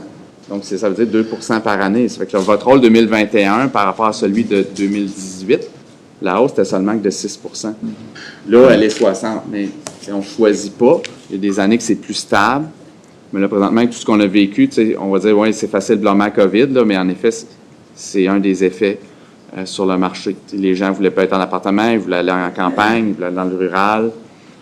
Ça a causé une forte hausse. C'est pas pour aider la municipalité à remonter les taxes plus. Non. Parce que, il me semble, moi, si j'étais en municipalité, je dirais yes, remonte en masse. Mais c'est ça que je me dirais, là, tu sais. Parce que j'aurais l'excuse parfaite. Je dis pas que je vais le faire. Mais, à part de ça, je me demande sur quoi vous basez pour évaluer des propriétés quand des fois, il n'y a même pas de chemin qui se rend là.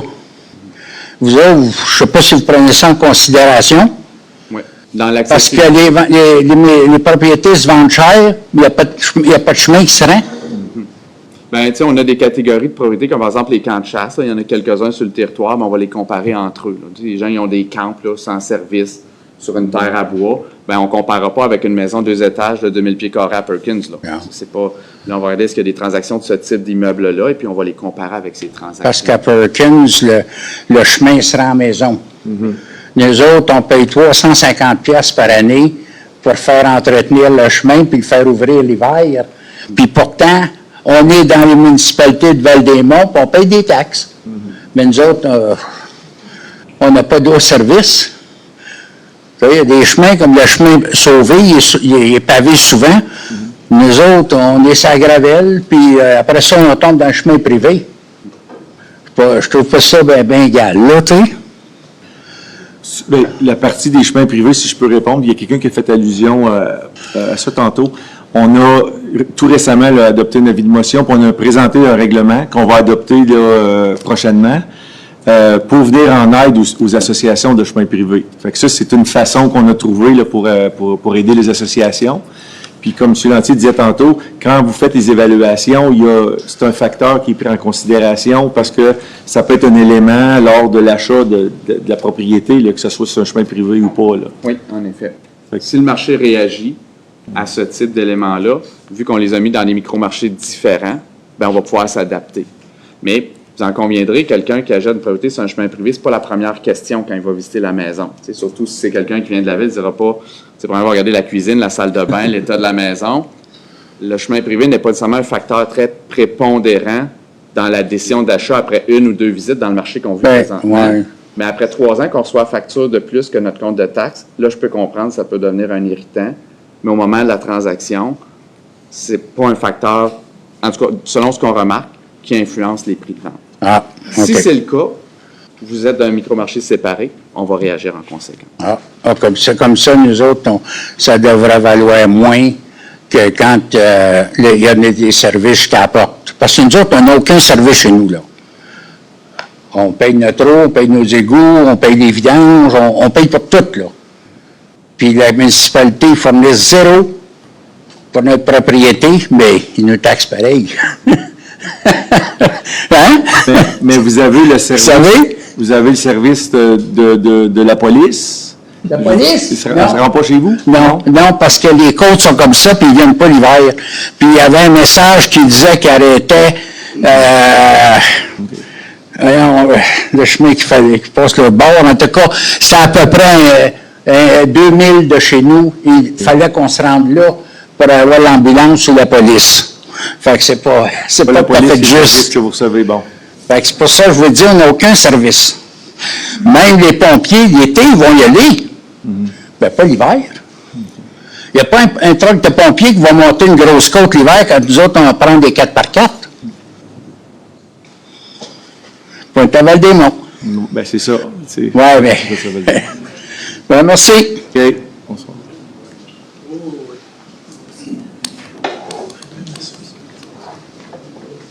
Bonsoir. Bonsoir. Moi, j'ai une question vite faite. Si je prends ma maison, on va dire que j'avais un mur de pourri, c'était 4 murs de briques. Maintenant, il y a un mur de vinyle.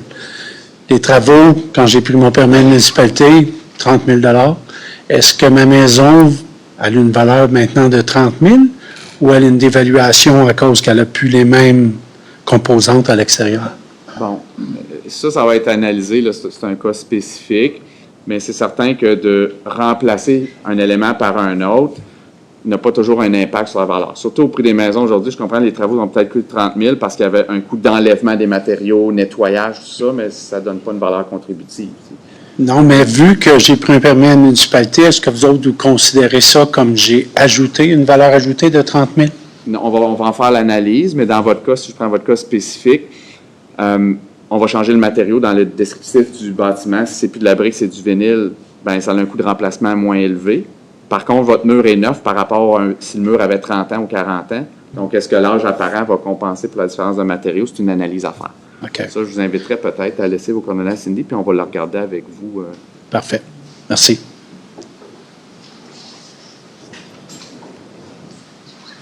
Il y a quelqu'un qui s'en... Voulez-vous...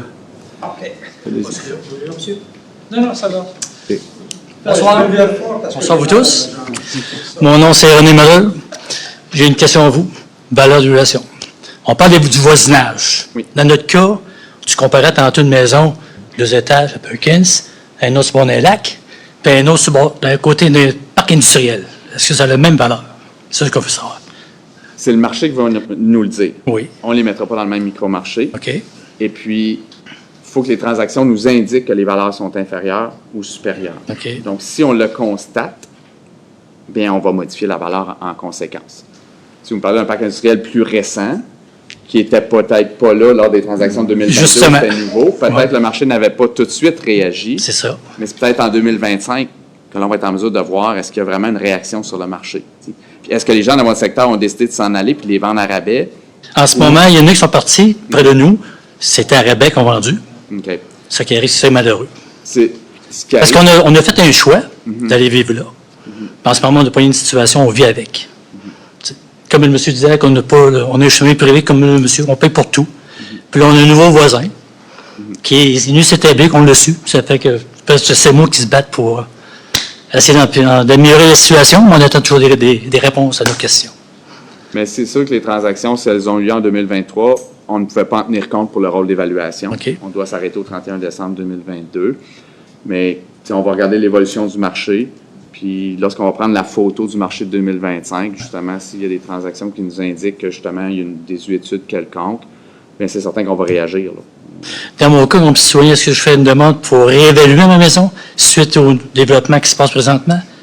Bien, le développement, il était là en 2022? Ça fait au-dessus d'un an et quelques mois qu'on a commencé. Il était là dans la date de marché, puis là, les transactions ne nous ont pas rien indiqué. vous pouvez toujours faire dans la raison, là, je ne dis pas de ne pas en faire. Je vous invite à commencer par nous appeler et qu'on regarde ensemble. Tu sais, c'est quoi les dates, à quel moment il y a eu connaissance du projet, on a-tu des transactions, on n'en a pas. Je noterai probablement, puis ça, Cindy, peut-être juste mettre une note, je vais m'occuper personnellement de ce cas-là, s'il vous plaît. Puis on pourra jaser. Merci pour votre temps, c'est bien apprécié.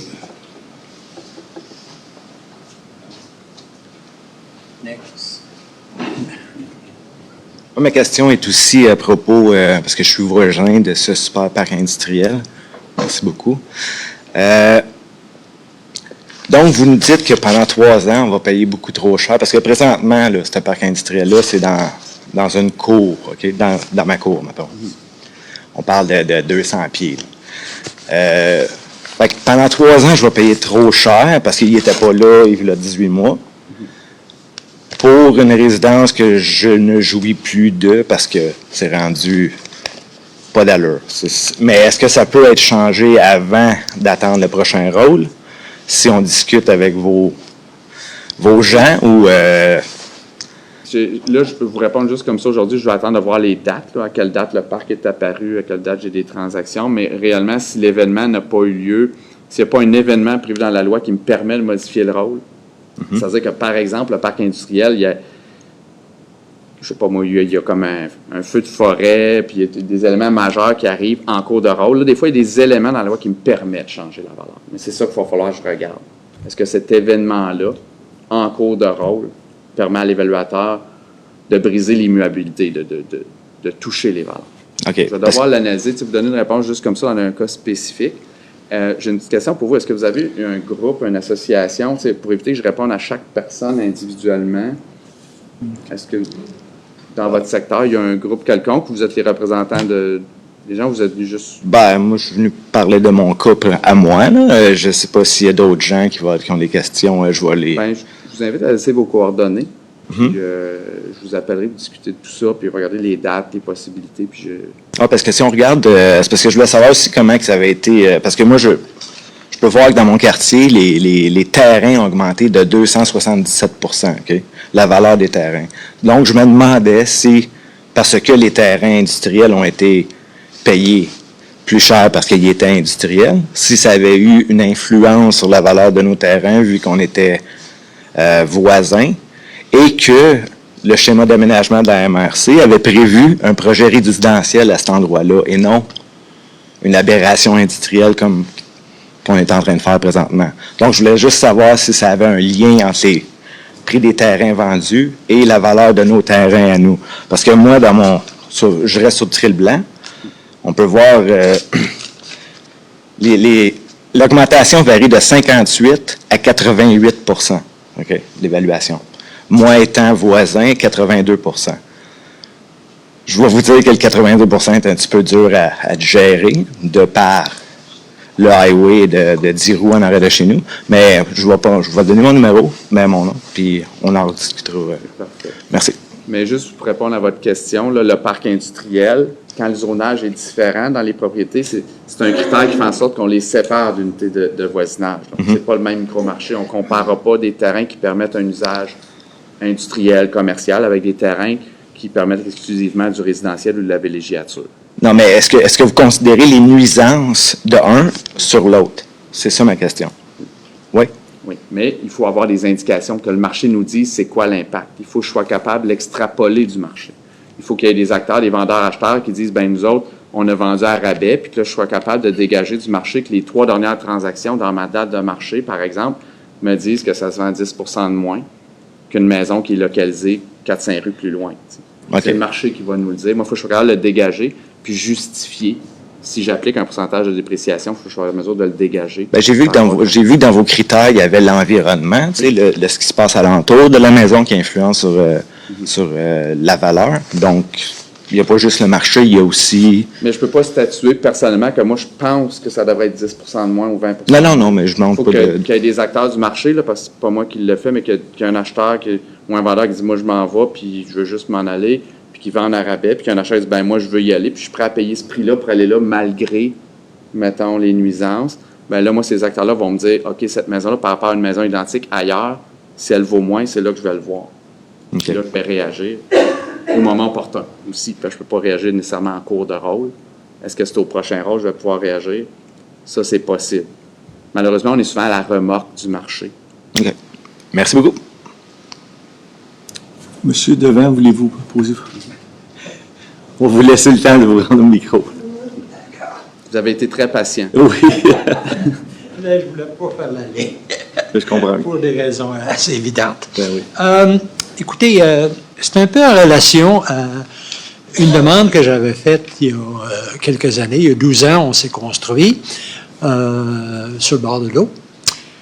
Puis, j'ai été fortement surpris de l'évaluation à ce moment-là, qui était passé un certain montant. Je comprends bien, dans le temps, c'était 500 000. Puis là, après 500 000, il y a quelqu'un qui faisait.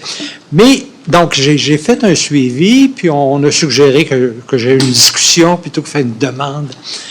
On m'a expliqué à ce moment-là, puis c'est ce que vous avez dit aussi au début, que l'évaluation est basée sur la valeur réelle des terrains. Et lorsque vous parlez de valeur réelle, c'est dans un marché libre et ouvert, plus le coût de remplacement des bâtiments et des aménagements. Plus tard, vous avez parlé de localisation qui était bien important, puis tout ça. J'essaie de comprendre un peu, parce que l'inspecteur, à ce moment-là, m'avait expliqué exactement la même chose, que l'évaluation était basée sur la valeur réelle du terrain, plus le coût de remplacement. Mais là, il dit qu'il y avait un autre facteur qui variait, puis parce qu'on était sur le bord de l'eau, il y a un montant additionnel qui s'ajoutait, puis qui pouvait varier jusqu'à 40 %, puis dans notre cas, on était à 40 %. Bien, c'est quoi? C'est-tu la valeur marchande? La localisation, quel pourcentage de votre calcul? Parce que la valeur marchande, elle est couverte par la localisation. Si on est dans un mauvais secteur, l'eau est polluée, c'est de la boue, ça affecte la valeur marchande. Ça fait que dans quelle mesure, j'essaie de comprendre, là.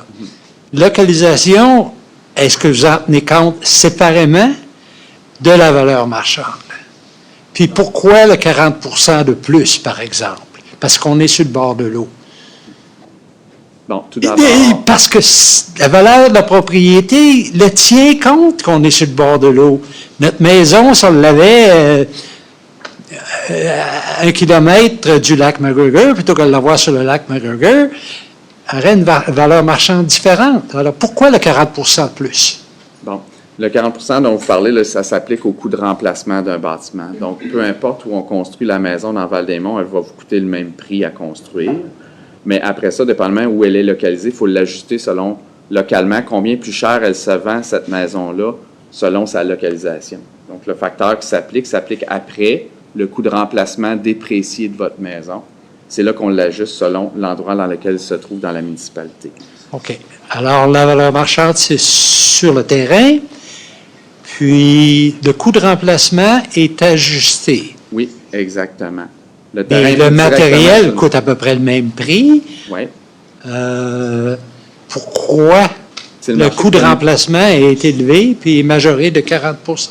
Bien, ça dépend des secteurs. Des secteurs sont à 0,9, des secteurs sont à 1,1. C'est le marché local qui va nous dire. Ce qu'on regarde, c'est qu'on regarde une transaction en particulier. Son coût de remplacement, par exemple, est à 500 000 et puis elle s'est vendue 625 000, bien, on sait que les gens ont payé tant de plus que le coût de remplacement dans votre secteur. Donc, on ajuste toutes les propriétés selon ce que les transactions nous indiquent. Mais vous tenez déjà compte de la valeur marchande. Vous en parlez tout le temps. Pour le terrain, seulement. Pour le terrain, on y va directement, preuve directe sur le marché. Pour la maison, bien, c'est un peu plus... Mais la valeur marchande d'une revente, on négocie le tout. On ne négocie pas le terrain séparément de l'édifice. C'est une excellente question parce qu'il y a plusieurs évaluateurs au Québec qui débattent avec le ministère de dire, on peut-tu arrêter de faire une valeur terrain-bâtisse puis juste faire une valeur totale? Le débat est lancé, mais on n'a pas de réponse encore. Okay. Parce qu'en effet, ça complexifie la compréhension pour le contribuable de « Ah, ben je vois ma valeur terrain, je peux pas ça, mais au final, nous, ce qu'on veut arriver, c'est La valeur totale de votre immeuble, incluant le terrain et la bâtisse, est-ce qu'elle est juste écrite? La valeur réelle? La valeur réelle, mais on n'a pas le choix de passer le processus de vous mettre une valeur terrain sur votre document, sur votre compte de taxe, puis une valeur de bâtiment. Mais il y a plusieurs évaluateurs qui ont cette même question-là. Puis moi, je vous dirais qu'ils ont pas mal raison, mais encore là, il va falloir que le législateur nous dicte le pas et dise c'est terminé, vous faites qu'une seule valeur, mais je comprends votre point très pertinent. OK. Bien, merci. Kevin, est-ce que tu avais des questions? Non? Ça avait été répondu en ligne. Tout a été répondu en ligne. Donc, ce qu'on va faire avec... on a des cartes ici. Oui. S'il y a des citoyens qui veulent consulter les cartes, on va rester ici pour un petit moment, puis on pourra en profiter aussi pour répondre aux questions.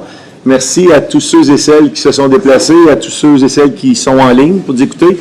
Merci à François et Cindy pour la présentation. Bonne soirée. Merci. Ouais.